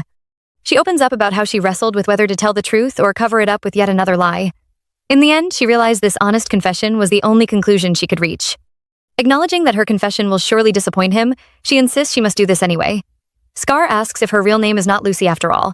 She clarifies that Mary was actually her mother's name. The ring is a cherished keepsake left behind by her. Turns out, she only pretended to be a married woman to stop men from hitting on her everywhere she went to work. Lucy is coming clean now because he has always been so sincere with her. She could no longer bear deceiving someone who treated her with such genuine kindness and respect. Because of that, Lucy offers back his heavy money pouch. She reminds him that he gave her this money so she could return home and buy a house with her husband. But since that husband never actually existed, she refuses to keep the money. She knows that keeping it would make her no different from those who used him in the past. Startled by her sudden refusal, Scar asks why she booked only one room if she wants nothing from him. He points out that staying together in a romantic suite after his previous confession carries very clear implications. And honestly, who could blame him for being confused? Lucy reveals her true plan to him. She is leaving immediately to find another job somewhere else. She will not return home, nor will she rely on him anymore.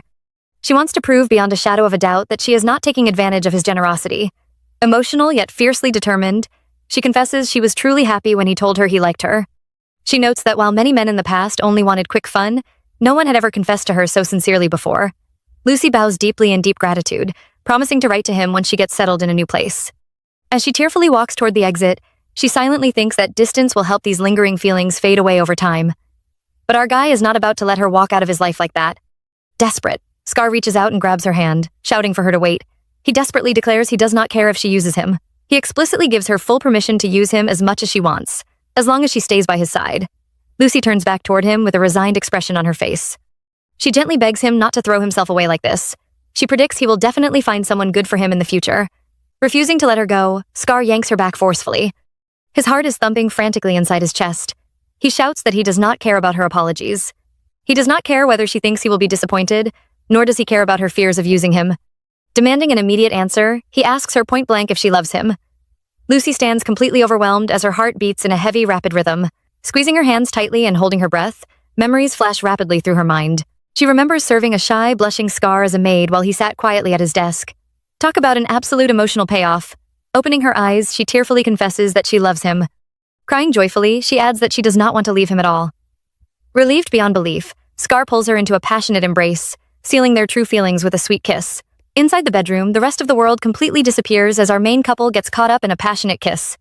But right in the middle of it, Scar pauses and asks her how far he's allowed to go, making it clear that if she wants to stop, he'll back off immediately. That offer instantly sends her heart racing. She starts trembling, hit by a sudden wave of nerves. Honestly, who could blame her? Deep down, she knows that if she loses her nerve right now, she might never get another chance like this. So instead of pulling away, she holds on to him tightly to make sure he stays. Reassured by her reaction, they proceed to get intimate. Afterward, wrapped up in each other's warmth and affection, they hold hands while Scar openly lets all his true feelings show, making her feel happier than she's ever been. He gently reaches out to stroke her cheek, and the warmth of his hand instantly puts her at total ease. He looks at her with so much pure affection that her heart practically overflows. At that exact moment, all her lingering doubts completely vanish. She looks him straight in the eyes and casually drops the heavy truth on him, confessing that she loves him. That sudden confession catches him totally off guard. His eyes go wide in genuine shock, completely unprepared for her to say something so direct. Talk about an absolute power move. But once the initial shock wears off, he leans right back down and presses a deep kiss against her lips. Softly answering her confession, he tells her that the feeling isn't just mutual. It's far beyond anything she could imagine, as the night slowly slips away into the bright morning light. When the sun finally comes up, our girl stirs awake under the bed covers and rubs the sleep out of her eyes. Sitting right beside her on the bed is Scar, completely calm and casually keeping watch over her. He softly asks if she's awake, and after she confirms it, he checks in to see how she's feeling. She assures him that she's fine, but then she notices something off and asks if he even slept a single wink. Turns out, he didn't. He seriously admits that because of his curse, he didn't want to risk disturbing her sleep. Blushing slightly, she reminds him that she would have been fine, even if it meant jumping into his dreams to swing a hammer for him. But he just shakes his head, saying that on a day like this, he'd rather not risk it. Thinking back on everything, she mentions how weird it feels, pointing out that their whole relationship seems to have changed overnight. Scar gets a thoughtful look on his face and asks if it really feels that way to her, adding that their relationship actually has a ways to go before it's truly changed. Before she can even figure out what he means by that, he reaches over, takes her hand, and plants a gentle kiss on it. Looking her dead in the eye, he completely throws her for a loop by proposing to her right then and there. She's so wildly caught off guard that an absolute scream of pure disbelief bursts out of her, echoing straight out the window into the morning air. We open up in the bedroom where Lucy is panicking her head off, trying to talk common sense into her master. She argues that he can't just throw out a marriage proposal like it's nothing, considering they've only known each other for 2 months and lived together for 1. What if she turned out to be a scam artist playing him for everything he's worth? But our guy doesn't flinch. He casually tells her that if he loves her this much, he doesn't care if he's being conned, because he'd still be grateful for such a beautiful dream. And honestly, who could say no to that? Before she can process that line, he smirks and pulls her straight down onto the bed. Her heart starts hammering, but she keeps arguing that she could be tricking him to drop his guard. The master just chuckles, and Lucy yells at him for taking her threat as a joke. Dropping the playful act, he holds her close and affectionately asks for her real answer. Blushing like crazy, Lucy admits it's totally unfair because nobody could refuse a proposal like his. Knowing he's officially won her over, the master smiles and gives her a smooth dragon scale as an engagement gift. Showing off his dark dragon tail, he explains an old memory of his mother telling him that dragons swap scales with those they love, making the scale a permanent part of their body in a dragon wedding ritual. Touched by the meaning, Lucy clutches the scale to her heart, swearing to cherish it forever and keep it close no matter what. Shortly after that moment, we cut to the two of them riding in a carriage down a forest path. They're heading toward Lucy's hometown at the southern tip of the realm so she can report the marriage news at her mother's grave. The master is completely thrilled, treating the whole trip like an exciting honeymoon. As they chat, he brings up wanting a physical mark to show everyone she's his, asking where people usually buy wedding rings. Lucy explains that tiny villages don't have jewelry stores, so they'll need to stop at a major city. Since her village is all the way down south, their route takes them right past the royal capital. Hearing that, the master asks if the royal capital is the biggest city where the king lives. Lucy agrees that's how it works, prompting our guy to casually drop a complete bomb. He offhandedly mentions that his only memory of the royal capital is burning the entire place to the ground. That single line completely halts the conversation, leaving Lucy staring at him in utter shock before barely squeezing out an, "Excuse me?" The master doesn't see why it's a big deal and casually lays out what happened. He says he usually doesn't care when humans fight, but that specific war was becoming a massive pain. The fighting was destroying rare books, wrecking local shops, and a curse expert got killed on the battlefield. That completely crossed the line for him. So he marched over, torched the royal palaces of both warring kingdoms, and warned both kings to end the war immediately if they wanted to keep their heads. Talk about an absolute flex. The war ended on the spot, and he boasts about it with a giant smile, leaving Lucy speechless at what kind of monster she's marrying. Freaked out, Lucy immediately suggests they stay far away from the royal capital. The master gets confused, asking why they wouldn't go to the biggest place for the best ring. Lucy reassures him that their feelings matter more than physical objects, so she doesn't need a ring. But our guy raises his fist in total passion, arguing that physical marks are crucial to keep unwanted pests away. Lucy wisely keeps quiet, choosing not to remind him that he used to be one of those exact pests himself. To prove money isn't an issue, the master snaps his fingers and produces a handful of gold coins, telling her he's got plenty saved up. Curious, Lucy asks how he actually earns a living. He explains that sorcerers constantly mess up experiments, summoning wild demons or creating monsters that lay waste to villages. Whenever the army can't handle the threat, they end up begging him for help, and taking down a single beast pays enough to live comfortably for a long time. Uneasy about leaving home for so long, Lucy asks where he keeps all that wealth safe. Without missing a beat, he casually admits he buries all his gold in the front yard and digs it back up whenever he needs cash. That simple line sends Lucy straight into full panic mode. Honestly, at this point, I don't even blame her for losing her mind. She shrieks in horror, unable to believe he didn't even store it inside the house. Screaming at the carriage driver to turn around immediately before a thief steals everything, she berates her relaxed partner as a giant idiot. But as she's losing it inside the carriage, we cut back to the quiet mansion gate, where a dropped envelope with a red wax seal lies silently on the ground. Eventually, Lucy and her master, Scar, agree to buy their wedding rings at a major city along their route. The moment they step inside a high-end luxury jewelry shop, our girl completely freezes up on the spot. The lavish interior, bright polished displays, and fancy high-class setting leave her totally overwhelmed, standing there frozen in place with wide, shocked eyes. Scar stays calm as ever throughout the whole ordeal. He casually notes that this store isn't even that impressive, but since she turned down going to the royal capital, it will just have to do. He gently tells her to go ahead and pick out whichever ring she likes best. However, the fancy atmosphere only makes her feel completely out of place. Flustered and deeply nervous, she admits she feels much better suited for scrubbing dirty floors than shopping somewhere like this. She even offers to wipe down a dusty counter just to do something familiar while he looks around the shop. At this point, you really can't blame her for losing her composure. Luckily, Scar isn't about to let her shrink away like that. He steps right in, grabs her hand firmly, and reassures her that she belongs here more than anyone else in the world. He even confesses that a shop like this isn't nearly good enough for her, explaining he originally wanted to buy her a ring from the biggest store on the planet. Encouraged by his gentle comfort, Lucy finds the courage to reveal her true desire. Blushing furiously, she tells Scar that she wants a ring set with a gemstone matching the exact red color of his eyes. Embarrassed by her own sudden boldness, she complains that he keeps saying these absurdly sweet, overwhelming things out of nowhere, making it practically impossible for her to focus on picking out the rings. To make matters even more embarrassing, she notices the store clerks giggling behind their hands about how sweet it must be to be young and in love. Lucy asks him when he became such a smooth talker, pointing out he was never like this before. This leaves Scar quietly wondering to himself what a smooth talker even means. Honestly, that's top-tier smooth talking without even trying. Ultimately, the pair custom orders matching gold rings inspired by their eye colors. Scar receives a green peridot ring to match Lucy's eyes, while Lucy gets a red ruby ring to match Scar's. The clerks inform them that the custom rings will take about a month to finish. This fits perfectly with their plan to pick them up on their return trip and delay the upcoming wedding until then. Reflecting on how far she has come, Lucy thinks back to her younger self, a poor girl who cleaned floors in a mansion, wondering what that child would say if she knew about this future. With their custom ring order officially locked in, their journey next leads them to Lucy's hometown, Land's End Village. Walking down a quiet country path, she cheerfully presents the rural landscape to Scar. She explains that it's just a small, quiet village situated at the southern tip of the continent, with absolutely nothing notable to its name. She laughingly admits it's somewhat embarrassing that there is nothing impressive to brag about. Scar listens attentively to every word, keeping in mind that her family is located here. Before long, Lucy leads him to a quiet graveyard filled with stone cross gravestones and kneels down solemnly before her mother's grave. Scar gently asks if her parents passed away from illness, causing Lucy to sigh softly and open up about her painful past. She reveals that her father left home when she was just 4 years old, claiming he would return after making it big, but he never came back. Later on, total strangers took their house, an event she still doesn't understand to this day. Squeezing her jacket hem tightly as painful memories surface, she admits her mother actually sold herself just to keep her fed. Then, when her mother fell ill, she introduced Lucy to work as a maid at the mansion. Honestly, that is just devastating to hear. Touched by her heavy story, Scar gently places his hand on her shoulder and holds her hand softly. He expresses true gratitude to her mother for giving Lucy life and protecting her so they could meet today. Tearful and deeply moved, Lucy agrees with him completely. Right around then, an older woman named Auntie Grace approaches, carrying a bouquet of bright wildflowers for Mary's grave. Recognizing Lucy in delight, she calls out to her warmly.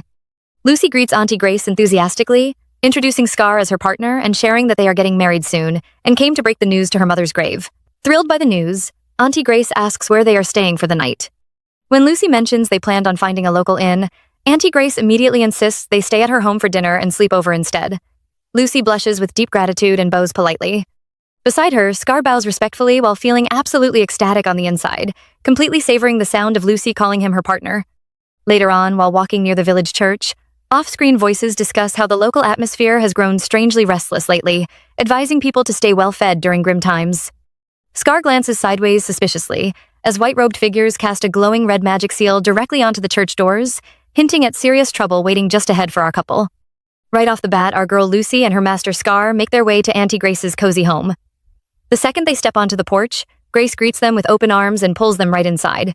As it turns out, Grace used to be Lucy's next-door neighbor back in the day.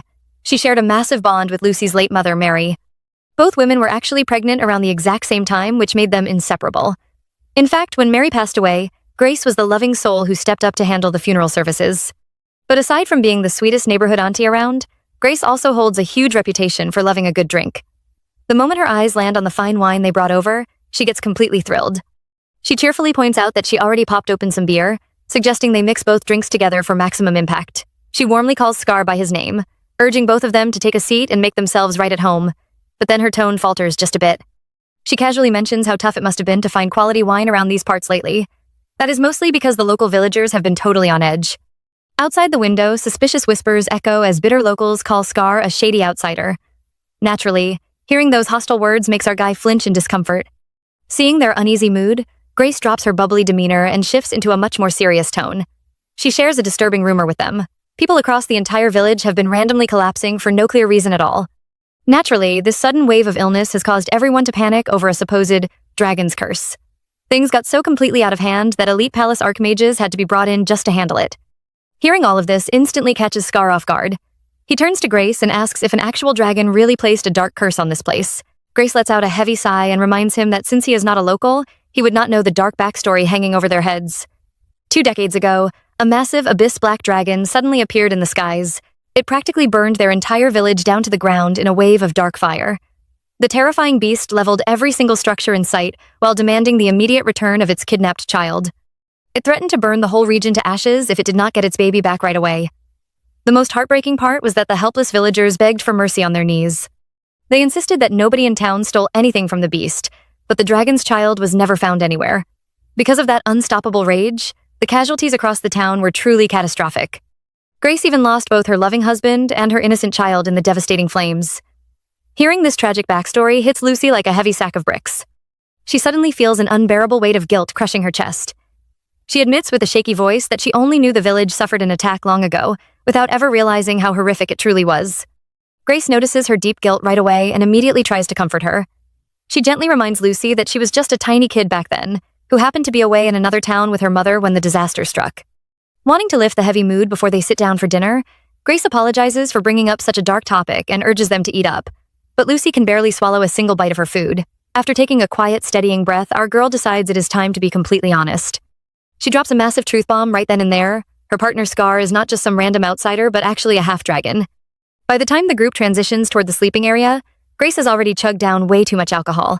She is completely passed out on her bed, snoring up a storm without a care in the world. Honestly, you can't even blame her for needing a drink. Looking at her passed-out host, Lucy quietly remarks on how heavily Grace drank during their meal. However, Scar completely understands why she turns to alcohol, given the sheer, unimaginable nightmare she lived through all those years ago. Lucy softly admits that despite the initial awkwardness, Grace is still such a good person for trying her absolute best to treat them normally. However, the moment they step into the quiet guest bedroom, all the built-up emotion finally crashes down on Lucy at once. She breaks into heavy tears, completely consumed by overwhelming regret over agreeing to come back to her childhood home.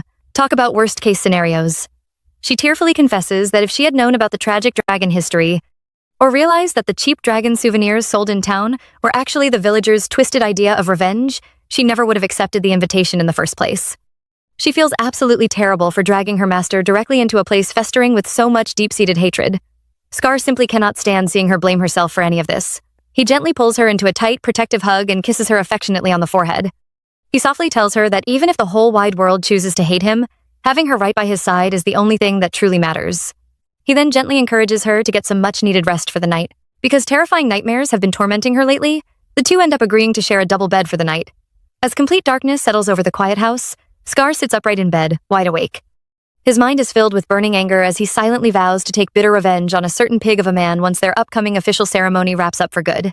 Meanwhile, Lucy sits up in bed beside him, looking over at his silhouette with a heavy heart.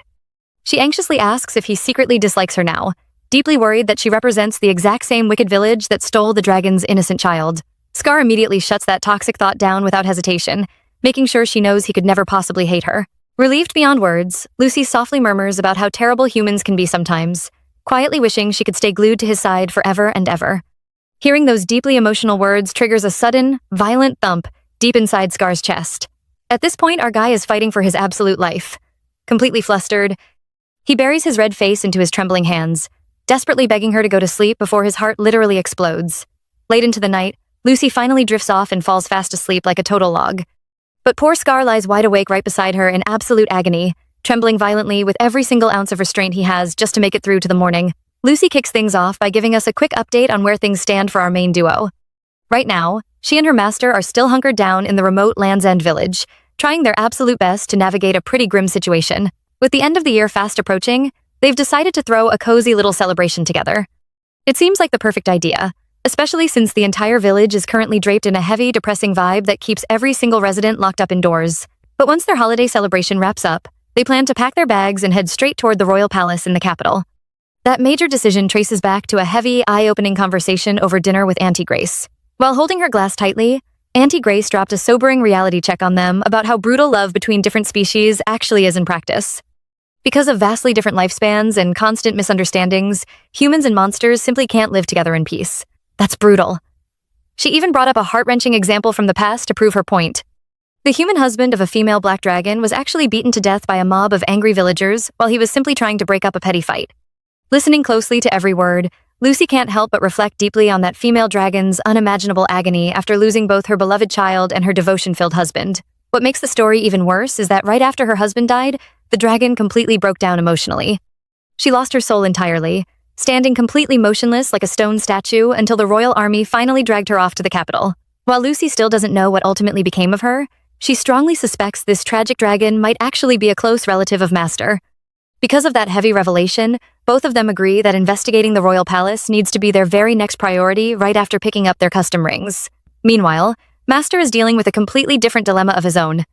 With the upcoming year-end party right around the corner, he gets completely wrapped up in the human tradition of gift-giving, desperately trying to figure out what to give Lucy. Watching her quietly sew clothes in the corner, he spends hours brainstorming various options, but ruling things out quickly proves tricky. Giving her another one of his dragon scales feels lazy, and selling his own blood for extra gold feels completely insincere. The biggest problem is that Lucy never asks for material things anyway.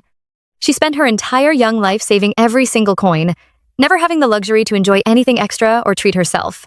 In fact, he vividly remembers how she completely freaked out over the price of their wedding rings, literally jumping in shock until he gently persuaded her to accept them. That's exactly why Master decides to fetch the custom rings himself before their party even starts.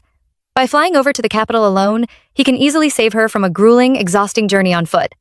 On top of that, since a private ceremony between the two of them requires almost no advance preparation, getting the rings early means they could even tie the knot that very same evening. So, while Lucy sleeps soundly later that night, Master gently touches her hair, softly whispers that he'll be right back, and slips out quietly into the dark night sky. He flies through the thick clouds directly toward the ring shop in the capital. However, it turns out he ends up spending way more time stuck in a painfully long line inside the shop than he actually spent flying all the way there. Talk about terrible timing. Still, as he stands there admiring the gorgeous green gem ring resting on his finger, he blushes happily, wondering if Lucy panicked over his sudden disappearance while getting genuinely excited to finally become her official husband. Unfortunately for him, that sweet romantic moment vanishes the exact second he makes it back to Land's End Village. Right away, an eerie and unsettling wave of dread hits him squarely in the chest because the entire town has gone completely and utterly silent. Not a single human voice or footstep can be heard anywhere, nor can he hear even the faint usual sounds of nocturnal insects in the night air. That unnatural, suffocating quiet fills his heart with intense dread as he slowly approaches their front door. Stepping inside with extreme caution, his absolute worst fears are immediately confirmed. Lucy is lying completely helpless in bed, sweating heavily, and desperately gasping for air while stuck totally unconscious in a feverish state. At this point, pure panic takes complete control over Master's mind. Terrified beyond belief by her terribly pale complexion and weak breathing, Master rushes straight to her bedside. He frantically tries using his magic breath mouth to mouth to deliver life-giving energy and wake her up, but she fails to react or open her eyes at all. Before he can even process what is happening to his precious companion, a sinister, mocking voice echoes through the dimly lit room. The mysterious voice mockingly compares Lucy's agonizing state to how Master himself usually looks whenever he suffers from a horrible nightmare. Master spins around in total shock to discover a bandaged man in a dark, hooded robe sitting comfortably on a chair with a deeply malicious smirk plastered across his face. The intruder calmly greets him, revealing that he deliberately waited around just to see if Master would actually return for Lucy. Immediately recognizing that chillingly familiar voice of his dangerous old enemy, Master's bright red eyes glow with pure, unfiltered fury. And honestly, who could blame him? Without hesitating for a single second, he instantly summons a crackling bright fireball in his bare hand, fully prepared to incinerate the intruder on the spot. But the bandaged creep just grins wickedly and slowly holds up a small straw curse doll, threatening to instantly strike Master down with a lethal curse while Lucy remains completely vulnerable and helpless in her sleep. We start off trapped inside Lucy's past memories, where things were rough right from the start. As a young girl standing alone in a quiet, shadowy forest, she held a straw doll with a heavy nail driven straight through its heart. A creepy voice began taunting her from the dark, sneering about how hard it must be to grow up without a father around.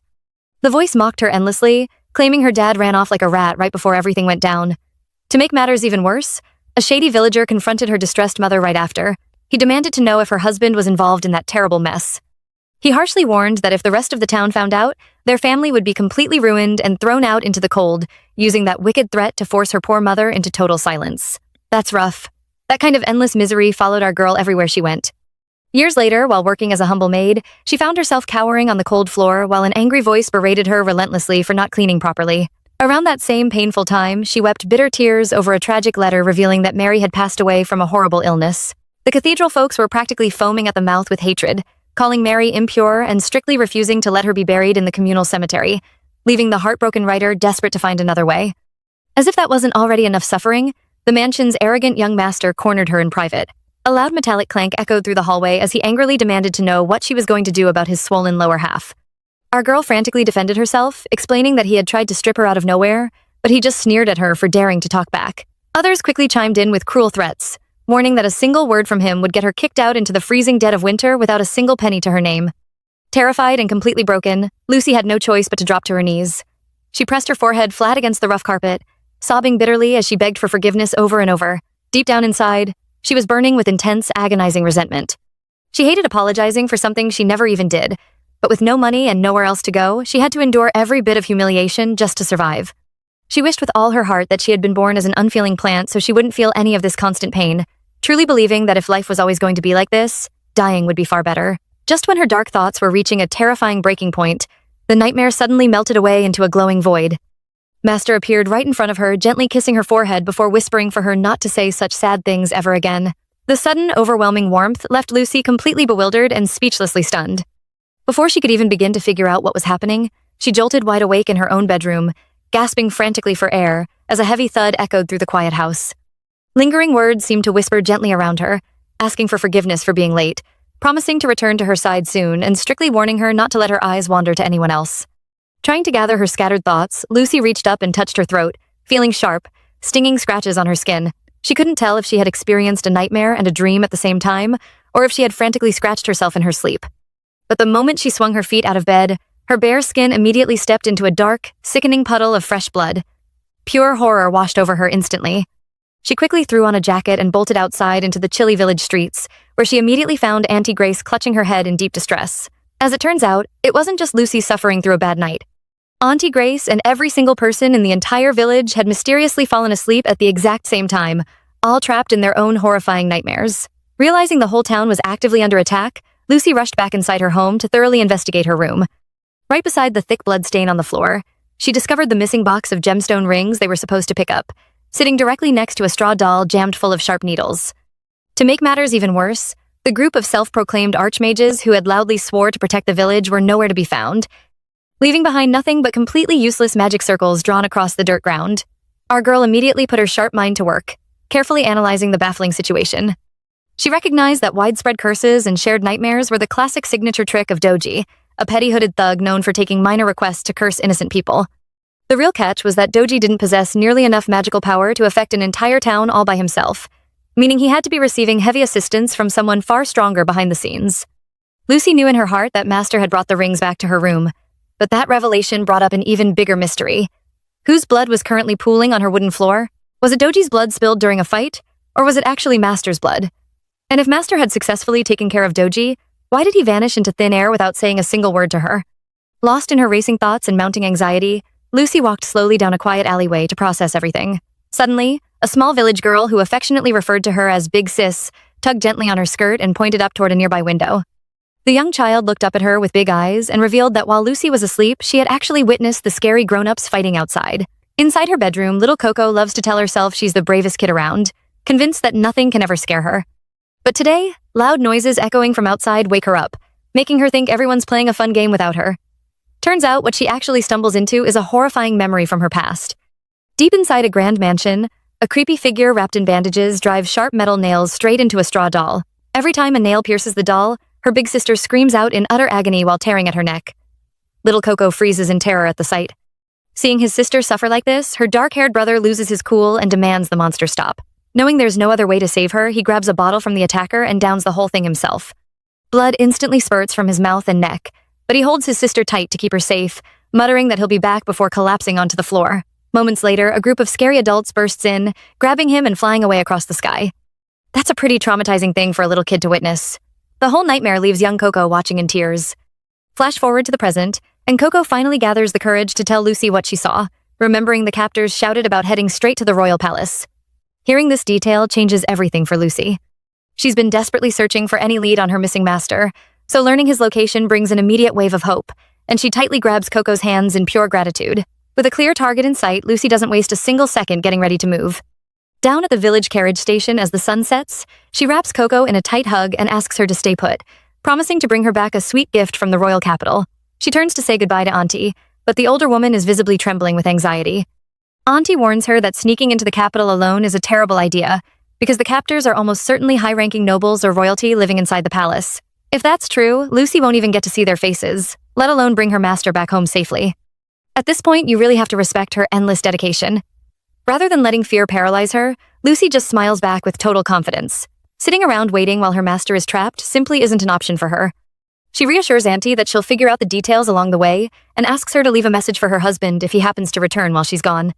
She cheerfully promises that she's only taking a quick look around the capital before heading straight back, doing everything she can to put Auntie's mind at ease before stepping onto the carriage.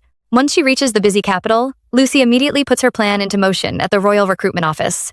She knows walking through the palace gates as herself would be instant suicide, so she creates a fake identity named Mary. To make the cover stick, she pawned her precious wedding ring to buy a forged recommendation letter and dyed her hair dark brown. Sitting across from an elderly interviewer, Lucy plays the part of a 30-year-old maid who spent her life doing heavy labor for a noble family. The interviewer notes Mary looks way too young for that kind of grueling background, but Lucy smoothly laughs off the suspicion, saying she gets that all the time. Since the fake papers look completely real, the interviewer approves her on the spot. Little does anyone know, Lucy has tons of experience slipping between mansions without getting caught, so she feels totally confident in her identity. The interviewer then complains about how hard it is to hire young people lately, mentioning that everyone foolishly avoids the royal palace because of that dragon business. That phrase instantly makes Lucy flinch. It brings back memories of how her master previously brought the kings of every nation to their knees to end a war, completely crushing their public pride. Talk about timing for a job interview. Right as she processes this, a massive earthquake violently shakes the room, sending heavy supply racks swaying. The interviewer screams for everyone to hide under the desks, and Lucy quickly dives down alongside her. Turns out, the frustrated public blames all these sudden natural disasters on the king's complete incompetence. Reasoning that the king's severely bruised pride makes him the top suspect behind the kidnapping, Lucy officially infiltrates the royal guest palace, disguised as a humble housemaid. She keeps her head down while the strict supervisor sternly warns all the new hires. The supervisor makes it crystal clear that the palace is drastically understaffed during the New Year period, and anyone who embarrasses royal dignity will be fired on the spot. Days pass in a blur of endless labor, leaving Lucy barely enough time to shove dry bread into her mouth while wiping sweat from her forehead. But she isn't just here to scrub floors. Whenever she gets a spare moment in the courtyard garden, she secretly activates her dragon pupil, scanning the grounds to figure out where a king would keep a captured dragon locked away. Just as she's desperately hunting for clues, heavy footsteps approach from behind. A creepy noble with a missing front tooth leans in close, asking to see her face in a gross, oily voice. Hearing that specific voice doesn't just gross her out, it triggers an immediate wave of realization that hits her like a freight train. Suddenly, all the pieces fall into place. Hearing him speak confirms her suspicions beyond a shadow of a doubt, proving her master is definitely being held somewhere inside this very palace. Right out on the spacious palace grounds under the bright afternoon sky, an older guy named Doji casually strolls up and introduces himself to our girl Mary. He boldly claims that starting today, he is a brand new royal mage staying at the guest palace as His Majesty's honored guest. But instead of being impressed by his lofty title, Mary glares at him with deep suspicion and quickly turns away to hide her face. She recognizes this rotten guy instantly. It turns out he is the exact same piece of garbage who sold out her beloved master just to score his own official rank. On top of that, he had previously tried to drain her master's blood to turn a quick profit. To make matters even worse, Doji completely misses her intense negative reaction and casually assumes she is just an ordinary housemaid working at the palace. He acts like a total creep, stepping way too close into her personal space and even reaching out to touch her apron while complaining aloud that none of the parlor maids were to his liking. He straight up admits to her face that he prefers a girl with a big chest. Naturally, Mary is utterly disgusted by his creepy behavior, but she forces herself to stay polite and composed. She nervously stammers back that changing staff duties is not her call to make. Honestly, I don't know how she managed not to slap him right then and there. Unbothered by her visible discomfort, Doji tells her not to be so stiff around him. He leans in close and whispers for her to drop by his private room at night if she ever gets bored, even offering to burn his own body to keep her entertained. Mary silently wishes he would drop dead on the spot.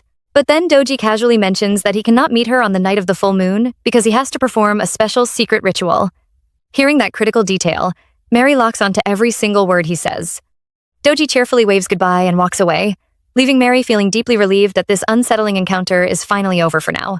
When the night of the full moon finally arrives, our girl makes her decisive move. She softly mutters her secret phrase under her breath to steady her nerves. Then she sneaks completely barefoot through the quiet, dimly lit hallways of the guest chapel. Hiding low behind the tall wooden pews, she keeps her sharp eyes locked onto a mysterious hooded figure operating a hidden secret mechanism near the grand organ. With a heavy groan of stone, the organ case slides aside to reveal a dark, open trapdoor in the floor. Mary is completely stunned by this discovery because she had carefully searched every single inch of this chapel before and somehow missed it entirely. Driven by determination, she creeps over to the opening and cautiously steps down into the dark abyss. She begins descending a narrow, winding spiral stone staircase, lit only by the weak glow of flickering candles attached to the damp walls. The staircase leads her deep into a creepy underground dungeon corridor.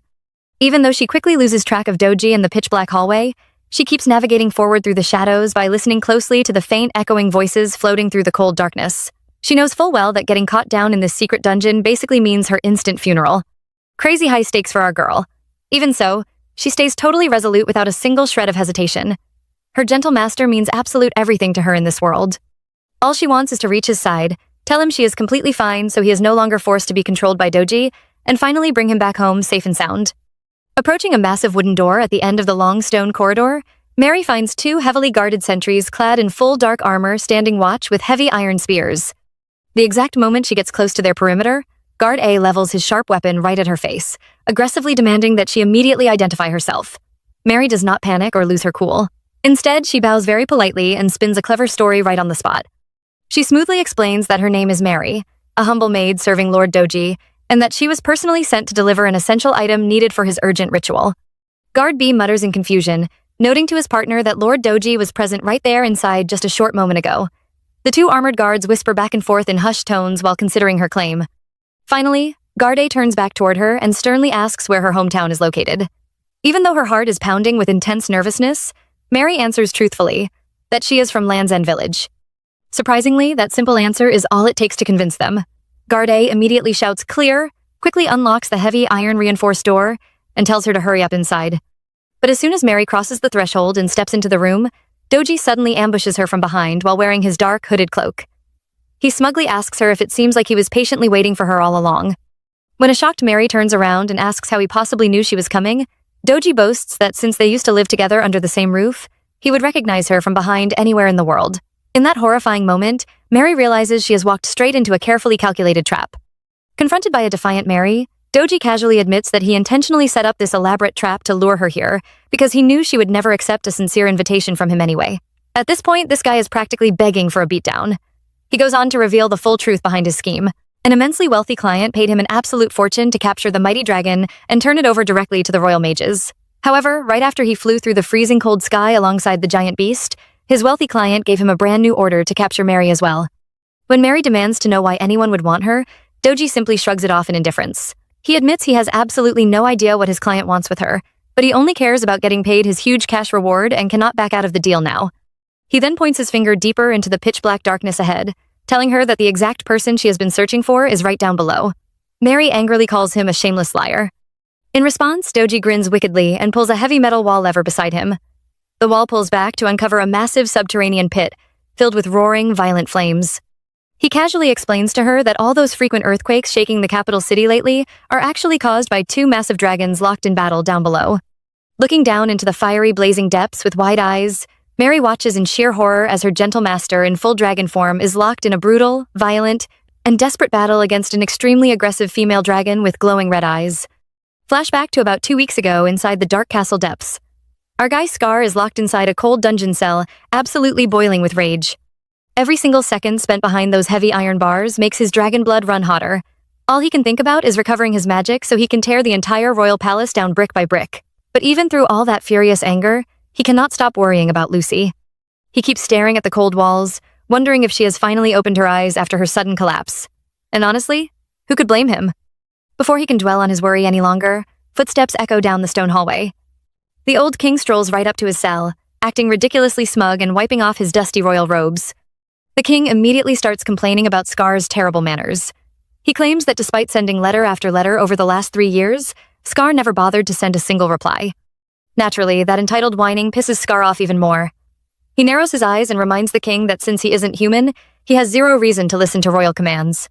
He even mocks the old ruler by asking if he should burn down the rest of his precious palace too. That sharp taunt gets right under the king's skin. The old man tries to argue that they could have worked everything out peacefully if Scar had just visited his court once. But Scar sees right through the royal act. He knows exactly what greedy humans are truly after. They just want to drain his rare dragon blood so they can prolong their own feeble lives. Because of that shameless greed, Scar tells the king to stop whining, except that his time is up and drop dead right where he stands. Hearing those cold words completely sets the king off into a furious frenzy. He starts screaming at the top of his lungs, his face turning bright red as he shakes his fists at the bars. He blabbers endlessly about how his survival is the only thing keeping the whole kingdom peaceful. He rants about how his royal heirs are completely useless fools who cannot govern a single province, right before breaking into a violent coughing fit. Scar is not moved by the dramatic display in the slightest. He just stares down at the pathetic ruler with utter contempt. He calmly asks what an old ruler could possibly lack when he already owns a whole kingdom, a warm home, and a big family. That simple question hits a sore nerve. The king snaps back in an absolute outrage, screaming that a filthy beast has no right to talk down to him. That is when the old ruler drops a massive bombshell on our guy. He asks Scar if he really has no interest in seeing his long-lost mother again. He reveals that the Black Dragon has been locked up in the deepest royal vault for the last 20 years. The king sneers and insists that dragons never appear in the human realm by accident. He tells Scar that if he ever wants to see his mother alive again, he needs to surrender his blood without fighting back. What a plot twist. Scar is left standing completely motionless in total shock. Seeing his hesitation, the king instantly begins casting a violent fireball to force his submission. But Scar reacts much faster. He instantly blasts the old man straight in the chest with a surge of dark dragon magic. The heavy impact knocks the king out cold, sending his royal guards into total chaos as they scream for a royal doctor. But Scar pays no attention to the frantic guards around him. He reaches his heavy hands right through the cell bars, deciding he must verify this claim himself. He grabs the nearest guard and angrily demands they lead the way to the vault right now. Meanwhile, back in the quiet palace corridors, Lucy is standing totally paralyzed with shock while tightly clutching her medicine container. Her mind is racing in complete confusion as she tries to process everything she just overheard. She desperately refuses to believe that the terrible beast locked inside the royal castle could actually be Scar's mother. She keeps pacing back and forth, trying to understand why everyone is fighting each other like this, but her confusion only makes the situation far worse. Suddenly, an old hooded figure steps out from a shadowy doorway nearby. The strange figure lets out a low, creepy laugh, looking down at her with pure amusement before dropping a ridiculously heavy truth. The figure coldly tells her that this entire bloody tragedy is actually all because of her. To prove the shocking claim, the figure reaches down and places a withered hand on a green leather manuscript. It is the exact same dragon research journal that Lucy clearly remembered seeing on Scar's desk back in his private study. The figure tauntingly asks if she truly knows who that research book was written for in the first place. The figure flips the dusty cover open, pointing right at the handwritten dedication page titled, "To My Beloved Family." When Lucy steps closer and looks down, the ancient handwriting clearly reads, "To my beloved wife, Mary, and to my daughter, Lucy." That single terrifying discovery completely freezes our girl in pure horror. Her breath catches in her throat and her hands shake uncontrollably. The hooded figure smugly explains that hearing Lucy's name and seeing her unique ring instantly triggered an old memory, forcing them to go back and check the manuscript stored at home. It turns out that Lucy is actually the daughter of Garen. Garen was a greedy researcher who was so ridiculously obsessed with dragon magic that he was willing to do anything to land a high position as a royal official. A quick emotional flashback reveals the horrifying truth of what her father actually did all those years ago. Garen actually stole Scar when he was just a helpless baby dragon. He spent years locked away in his secret lab, draining Scar's blood, selling it for massive profits, and running cruel experiments just to boost his own royal career. In his ruthless greed, he completely abandoned his own wife and daughter. Scar was forced to endure that endless, horrific nightmare until his draconic power finally awakened and he snapped. Scar destroyed the entire research mansion in a violent rage, leaving Garen crushed underneath the bloody ruins. Honestly, that is just pure tragedy. As the manuscript slips from her shaking fingers and drops to the stone floor, everything finally connects in Lucy's mind. The agonizing realization that her own father ruined Scar's entire life completely breaks her spirit. She breaks down sobbing and collapses straight to her knees in pure despair, while the hooded figure stands over her with a sinister smirk. Lucy runs as fast as her legs can carry her. She sprints through a dark castle hall in total panic. Her heart pounds wildly against her chest. Heavy panting fills the cold corridor. Someone sinister pursues her closely from behind. It is Doji. He is a gray-haired old man wearing a dark hooded cloak. He taunts her every single step of the way. He wants to make sure she knows her master already knows her biggest secret. He claims he laid out every single detail during a private talk inside his mansion. This news leaves our girl in total distress. Tears stream uncontrollably down her face as she runs. Flashback to that intense moment inside the magic chamber. Our guy Kazat is breathing heavy steam in sheer rage. He refuses to believe it is just a pure coincidence. He cannot accept that the daughter of his family's worst enemy ended up working right under his roof. Meanwhile, Doji lies flat on his back inside a magic circle. He laughs mockingly up at him without a care in the world. It turns out Kazat had already turned away over 100 different maids before this moment. On the other hand, our girl spent years hopping from carriage to carriage across the countryside. She was just trying to avoid anyone who might recognize her identity. Between a guy constantly looking for a maid and a maid endlessly wandering for work, their meeting was never random luck. It was completely inevitable. Fate pulled the kidnapper's daughter and her family's natural enemy together. They were two souls separated by a long legacy of blood and hatred. That heavy realization hits our girl like a speeding freight train. She races down the torchlit stone stairs while her mind spirals into deep uncertainty. She cannot stop wondering how her master felt when he finally discovered the truth. She wonders why he chose to stay by her side. He held her close like nothing had ever changed between them. Honestly, that's a massive emotional burden for anyone to carry alone.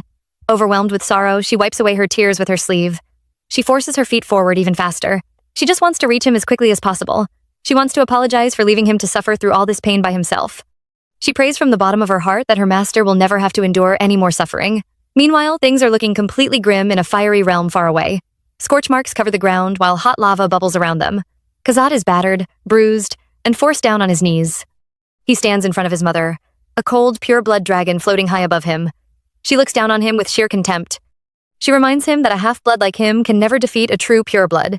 She tauntingly asks if he is tired of constantly passing out. She asks why he keeps throwing himself back into a fight he cannot win. But our guy is not giving up that easily. He spits dark blood onto the burning ground below. He boldly tells her that he is going to keep fighting until he finally takes her down for good. Unbothered by his fiery defiance, she taunts him further by bringing up the old king. She claims the royal ruler will soon bring his human wife directly to him. She explains that humans crave dragon blood above all else in this world. Kazat sarcastically asks if 20 long years of sleeping finally gave her motherly affection for her child. But she cold-heartedly replies that the human is simply useful to her plans. She remembers back to when Kazat came to burn down the royal palace. She recalls how the king bowed down low to fulfill his end of the bargain. The king handed over her blanketed child to secure his own future. When Kazat corrects her timeline and reminds her it happened 3 years ago instead of 3 days, she completely ignores the detail. She simply admits the king did a respectable job extending his own lifespan. Then she drops a massive bombshell that changes everything in an instant. She reveals that she already told the king about the maid hiding her true identity. She exposed her as the kidnapper's daughter. She also revealed that this human bug managed to seduce her own son. How can a mother be completely heartless? Furious at the very thought, she declares that the idea of them being together is utterly absurd.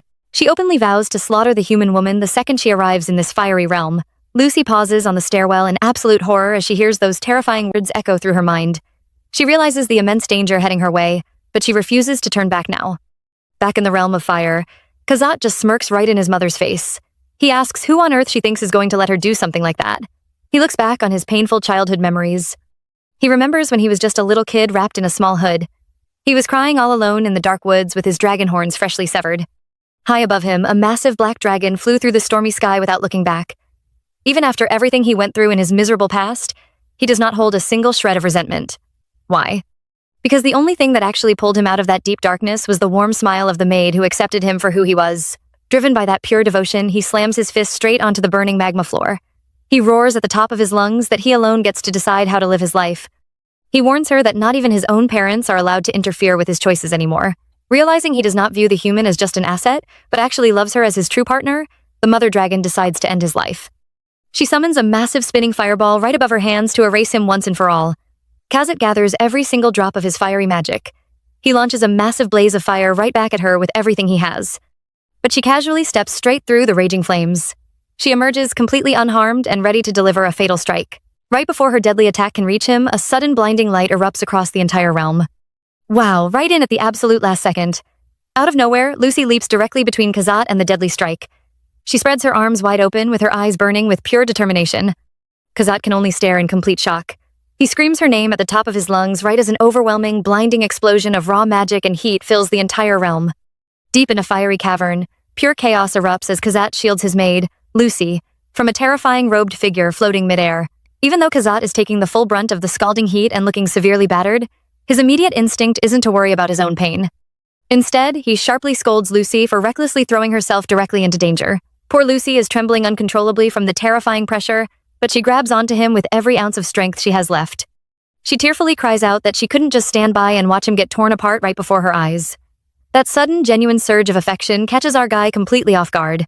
His angry, protective posture instantly melts into a flustered scramble as he pulls her close to his chest. Unfortunately for the two of them, Kazat's cold dragon mother is watching this touching display unfold with absolute ice in her eyes. Kazat tries his best to maintain a tough front, glaring fiercely up at his mother while declaring that his body will recover in no time, and she won't be as lucky once he gets back on his feet. Terrible timing for a tough guy speech. The dragon mother isn't fazed in the slightest by his threat. She coldly calls them out for having the unbelievable nerve to ignore someone standing directly in front of them. That suffocating aura would easily crush almost anyone in the realm, but our girl Lucy somehow finds a sudden, unexpected spark of courage. Instead of cowering or shrinking away, she steps right forward, stares down this terrifying powerhouse, and tells her directly that she's looking at her now, dropping a massive bombshell by revealing that she's actually Scar's lover. Dropping a massive claim like that directly to an all-powerful dragon matriarch is a huge gamble, instantly turning the burning cave into a complete death trap. The floating figure's expression darkens into a murderous glare of pure fury, deeply outraged that a frail, mortal maid would ever dare stand up to her and claim her son. Honestly, you've got to admire the sheer audacity here. Right in that heavy, suffocating beat, the story suddenly shifts into a quiet flashback. It shows a gentle blonde woman cradling baby Kazat and baby Lucy side by side, letting the tiny infants rest peacefully long before any of this chaotic madness ever began. But returning to the scorching reality of the cavern, there's zero peace to be found. Lucy is sweating profusely and shaking with fear as the dragon mother gives her a chilling ultimatum, demanding to know if she has any final words before she gets completely wiped out. Seeing his helpless maid cornered like a target, Kazat steps right in to shield her once again and attempts to negotiate. He firmly reminds his mother that this bitter feud is strictly a private matter between parent and child, promising that his own severe wounds will heal up just fine once he gets enough time to tend to them. Unfortunately, trying to calm down an enraged dragon parent only fuels the flames even more. The mother completely loses her temper, screaming in utter rage that he's the absolute last person who should ever dare speak to her like that, sternly warning him to know his place. With her overwhelming fury boiling completely out of control, the dragon mother rips off her dark cloak and reveals her imposing half-dragon form, radiating an unbearable surge of raw magical energy. Seconds later, her power skyrockets even higher as she undergoes a dramatic full transformation. She expands into a colossal giant dragon covered in thick, impenetrable brown scales with glowing red eyes, sharp lethal horns, and a deafening roar that echoes off every stone wall in the cave. Even when faced with a literal legendary monster, Kazat refuses to back down or show a single moment of weakness. He firmly stands his ground, holding Lucy securely in his arms as the massive beast looms directly over them. The giant dragon peers down at the shocked maid, her booming voice demanding to know why a fragile mortal would ever choose to stay by her son's side. She mockingly questions if Lucy is merely clinging to him to leech off his divine dragon blood, or if she's desperately hoping to prolong her own brief human lifespan. Lucy is momentarily stunned by the cold, heartless accusation, but instead of shrinking back in terror, she looks right up into Kazat's deep red eyes and holds his hand tightly. Looking at the brave man who has repeatedly risked his life and shed his own blood to keep her safe, a warm, loving smile spreads across her face. At this point, I don't even blame her for taking that leap. She turns back to face the giant dragon completely fearless and boldly delivers her true answer. She stays simply because she has fallen completely and irrevocably in love with him. Hearing that heartfelt confession triggers another sudden memory from long ago, shifting the narrative back to a much happier era. In that brief emotional flashback, a young and radiant dragon mother stands joyfully beside Kazat's father, a friendly, freckled man who looks absolutely thrilled as the two proud parents gaze lovingly down at their newborn baby, sleeping peacefully in their arms. It's a poignant, bittersweet glimpse into a forgotten past where warmth and family affection actually existed, long before all this tragedy tore everything apart. But just as the emotional weight of that memory lingers in the air, the story smoothly transitions away from the stifling heat and life-or-death tension of the cavern. It sweeps far out into the cool, refreshing open air outside the castle grounds. Looking out under the quiet, starry night sky, the illuminated castle and surrounding town buildings glow peacefully off in the distance. Everyone outside remains completely oblivious to the intense, desperate struggle taking place far beneath the surface.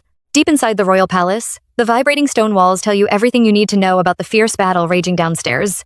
In the king's private bedroom, the old monarch clutches his chest in agony, frantic to know if the legendary Black Dragon Mother finally took out his son Kazat and his mate. Up in the palace scrying room, mages channel their magic into a floating orb, but the heavy smoke downstairs is way too thick to see anything clearly. That makes the king blow a complete fuse, screaming at the top of his lungs because he's terrified of growing old and dying if this plan fails. Seeing the old man lose it, his servant Doji steps in to calm him down, assuring him that the Black Dragon Mother treats all other dragons as sworn enemies. Because of that, there's no way she'd ever let Kazat or his girl out alive. That calms the king just enough to start complaining about how Kazat tried to trick him by using marriage as a cover to lure the dragon outside. Doji gives him a polite smile, but on the inside, he couldn't care less. At this point, we might have also done the same. Turns out, Doji harbors massive resentment toward the king. Years ago, the monarch slashed Doji's face to pieces over one minor mistake, only healing him after his next job playing a sick game of doctor with the disease and the cure. But since Doji already got his fat payday, he doesn't give a damn about royal drama anymore. He just wants the old man to drop dead so he can go home and sleep. Meanwhile, the smoke inside the scrying orb finally clears, giving the mages a front row view of the lava pit. A lot of high stakes. Down in the burning pit, things aren't looking great, but our favorite couple is still alive. Kazat kneels on the hot stone ground, using his own body to shield an unconscious Lucy while she weakly coughs up blood from the extreme heat. Looming right over them is the massive Black Dragon Mother, inspecting them both. She's actually pretty impressed they held out this long, acknowledging Kazat as her true son even though he's a half-blood. But as her gaze drops to a single dragon scale resting on the stone floor, Kazat completely snaps. Flashbacks of his mom playing with him as a baby flash through his mind, filling him with pure rage. He stands right up and yells straight at her face, telling her not to take her bitter anger out on Lucy. He makes it crystal clear that Lucy is the one person who actually brought joy into his life, warning his mother that if she lays another finger on her, he'll gladly stake his own life to put her down for good. That terrifying threat breaks Lucy's heart. Crawling up behind Kazat, she wraps her arms tightly around his waist, weeping against his back. She begs him never to stake his life on anything like that, reminding him that their time together in this world is already way too short. All she wants is to live a long, happy life right by his side. Honestly, that's enough to bring anyone to tears. Kazat freezes in utter shock listening to her plead like that. At the same time, the Black Dragon Mother gets pulled back into her own memories. She recalls teaching baby Kazat the ultimate law of dragon nature. When a dragon grows up and finds a mate who loves him, he gives her one of his scales, stays by her side, and ignores anyone trying to stop them. In her eyes, any man who couldn't pull that off wasn't fit to be her child. Seeing Kazat turn around to warmly embrace Lucy, the Dragon Mother glances at her own chest, noticing the missing scale spot where she gave one away long ago. A soft smile touches her lips as she realizes her boy actually remembered her words. You gotta love dragon family dynamics. But right when things get emotional, someone suddenly taps Kazat on the back and orders him to step aside because he's blocking the view. Before Kazat can even react, his mother shifts into human form, grabs Lucy right by the face, and plants a massive kiss straight on her lips. Kazat stands there frozen in shock as visual lightning bolts explode behind him. The mom pulls back, casually licking her lip while Lucy gasps in total shock. That sends Kazat straight into an absolute tailspin of comedic rage, screaming at his mother to stop kissing his wife. You really can't make this stuff up. Lucy touches her chest in amazement, realizing it's suddenly gotten way easier to breathe. The Dragon Mother flusteredly explains that human lungs can't handle extreme heat, and since Kazat completely burned through his magic protecting her, she had to step in and transfer her own mana to heal her future daughter-in-law. Lucy smiles brightly, genuinely thanking her new mother-in-law, but our girl isn't done. She immediately teases that Mom's face is turning redder than it was during the kiss. Fluttered beyond belief, the Dragon Mother furiously deadpans that it's just because the room is hot, quickly shifting the focus over to the black scale tattoos covering Kazat's body. Talk about terrible timing for a fashion check. Lucy playfully holds Kazat's hands, teasingly asking if these new tattoos are just a trend or total youthful recklessness, leaving Kazat completely flustered while his mother nonchalantly walks off. But back upstairs in the palace, the mood is dead silent. Doji sits frozen on the floor in dumbfounded shock, staring wide-eyed at the scrying orb. Right beside him, the old king clutches his bedpost, trembling in complete horror as he watches Kazat and Lucy standing alive, well, and completely fine. What an absolute nightmare for the king. Inside the quiet shadows of the red rocky cave, Tunisia looks over at her son and points out that he was thrashing around endlessly, in his sleep, making it a complete nightmare to keep him still for even a second. Hearing that blunt observation, our guy snaps back in frustration. His body is already struggling to handle the intense magic coursing through him because of the full moon, and he sharply reminds her that she was the one who started their violent fight in the first place. Lucy clings nervously to his arm, doing her absolute best to calm her master down before another explosion happens. That's really rough. But Tunisia completely ignores his dramatic outburst, casually telling them both to pack up and move out because she simply cannot leave the human king and his men alone to do as they please. Naturally, our guy gets deeply suspicious. Sweating from the sudden shift in her attitude, he questions why on earth she suddenly changed her mind after being so dead set on killing them all just moments ago. Tunisia drops a deadpan reality check right onto him. She plainly points out that if she had actually wanted those humans dead, they would have already been reduced to a pile of ash, meaning he fails to realize she was holding back her true power the entire time. That realization leaves him completely speechless. She hums softly to herself, admitting she was admittedly furious at first, but after actually listening to what he had to say, she understood his point of view. Even so, she adds that she could not just let the whole ordeal go without venting a little bit of her frustration through a quick brawl. With a smug grin plastered across her face, she casually strolls off, telling him he ought to be grateful she decided to wrap things up so quickly. As her off-screen voice echoes in the distance about how much she enjoyed their quality family time alone, both our guy and Lucy stand completely frozen on the spot. Our guy mutters under his breath in pure disbelief, asking if she seriously considers brutal beatings to be nothing more than playful bonding, while Lucy dryly points out that is simply how his mother rolls. Thinking back to a distant memory of his smiling father happily poking his cheek while he cried hysterically as a baby, our guy finally connects the dots and realizes with absolute certainty that his father was a total masochist. Meanwhile, over at the Grand Royal Palace, the ancient king and his evil royal mage are intensely watching every single thing unfold through a glowing purple crystal ball. Seeing the two terrifying dragons make peace with one another sends the mage into a state of total, uncontrolled panic. He starts hyperventilating on the spot, frantically wondering how two legendary monsters could possibly reconcile like this, and coming to the conclusion that they must both be completely insane. Talk about terrible timing.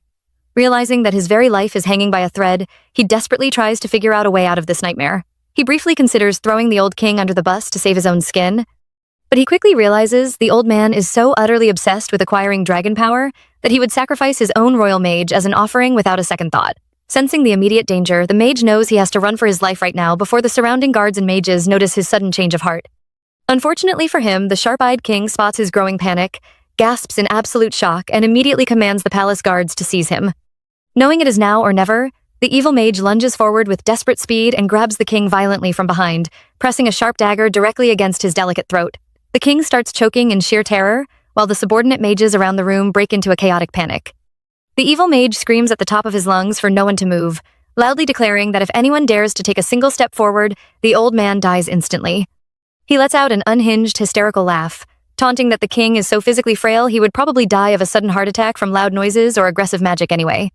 Forcing a frightened young subordinate mage to step forward at knife point, he furiously demands to be flown out toward the distant northern lands right away using advanced flight magic. Flying high through the cold night sky high above the sprawling city, the evil mage violently warns the young subordinate not to dare slow down for even a fraction of a second.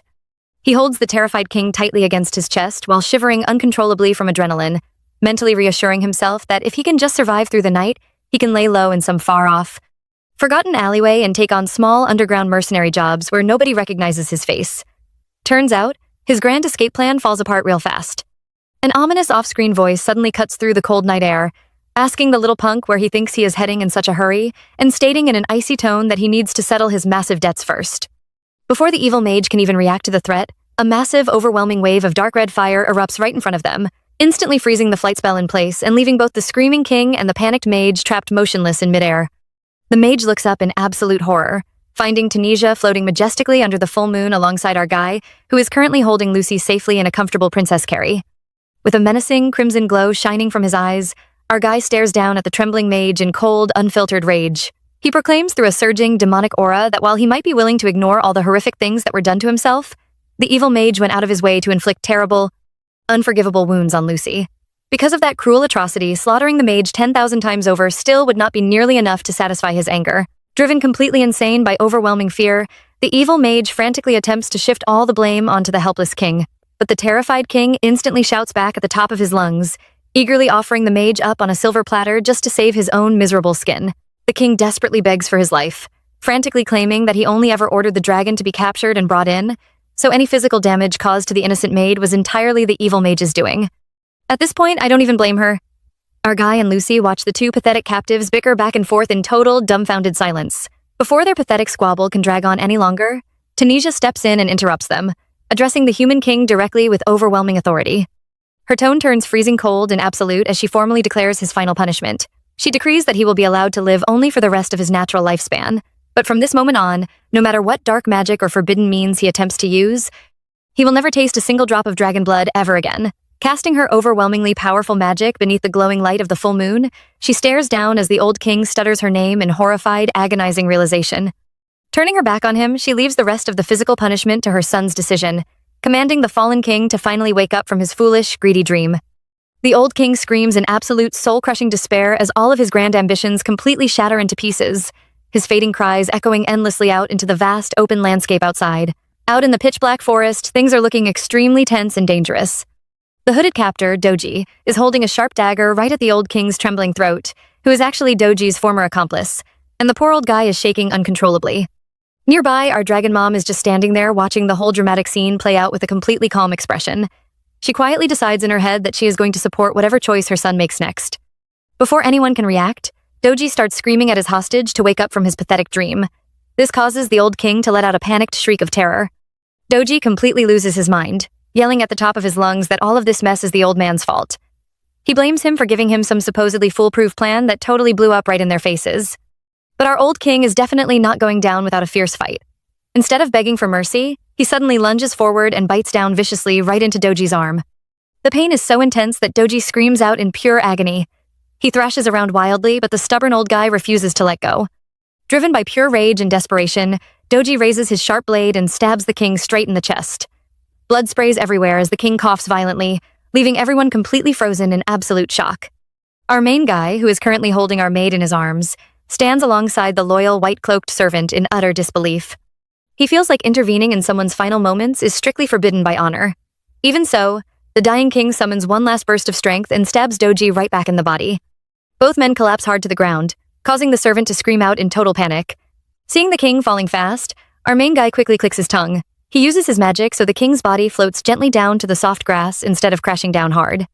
The weeping servant scrambles over immediately, sobbing uncontrollably that he will rush back to the castle to save him before it is too late. While the servant continues sobbing over the barely breathing king, Dragon Mom casually walks right past them toward the dying doji. Meanwhile, our guy keeps holding the maid securely in his arms as his powerful mom takes full charge of the situation. She looks down at the bleeding doji without even a single ounce of sympathy. She cold-bloodedly reminds him that it is going to be super troublesome if he dies before telling them how to lift the curse on her precious son. She makes it crystal clear that even if he drinks her dragon blood to survive his fatal wounds, he will still pay heavily for everything he did.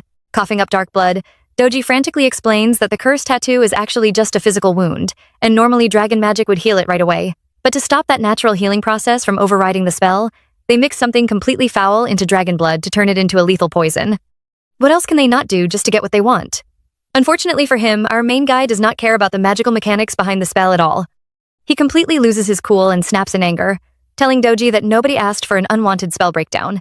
He furiously demands that Doji just needs to explain how to lift the curse immediately.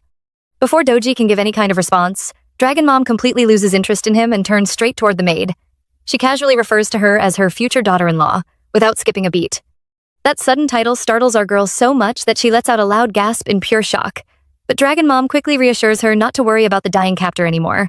She calmly points out that if they just abandon him here in the woods, the starving wild beasts will gladly tear him apart for a delicious meal. Our maid quickly agrees with a smile, stating that she does not mind that gruesome fate for him at all. With that dark matter out of the way, Dragon Mom immediately shifts gears to discuss the upcoming wedding ceremony. She mentions that since the two young lovers have not held their official ceremony yet, they should handle that right away now that all the life or death drama is finally over. She even admits that she is actually really looking forward to it. That sudden wave of enthusiasm leaves our main guy looking completely exasperated. He turns to his mom and asks why on earth she is getting way more excited about this wedding than the actual couple.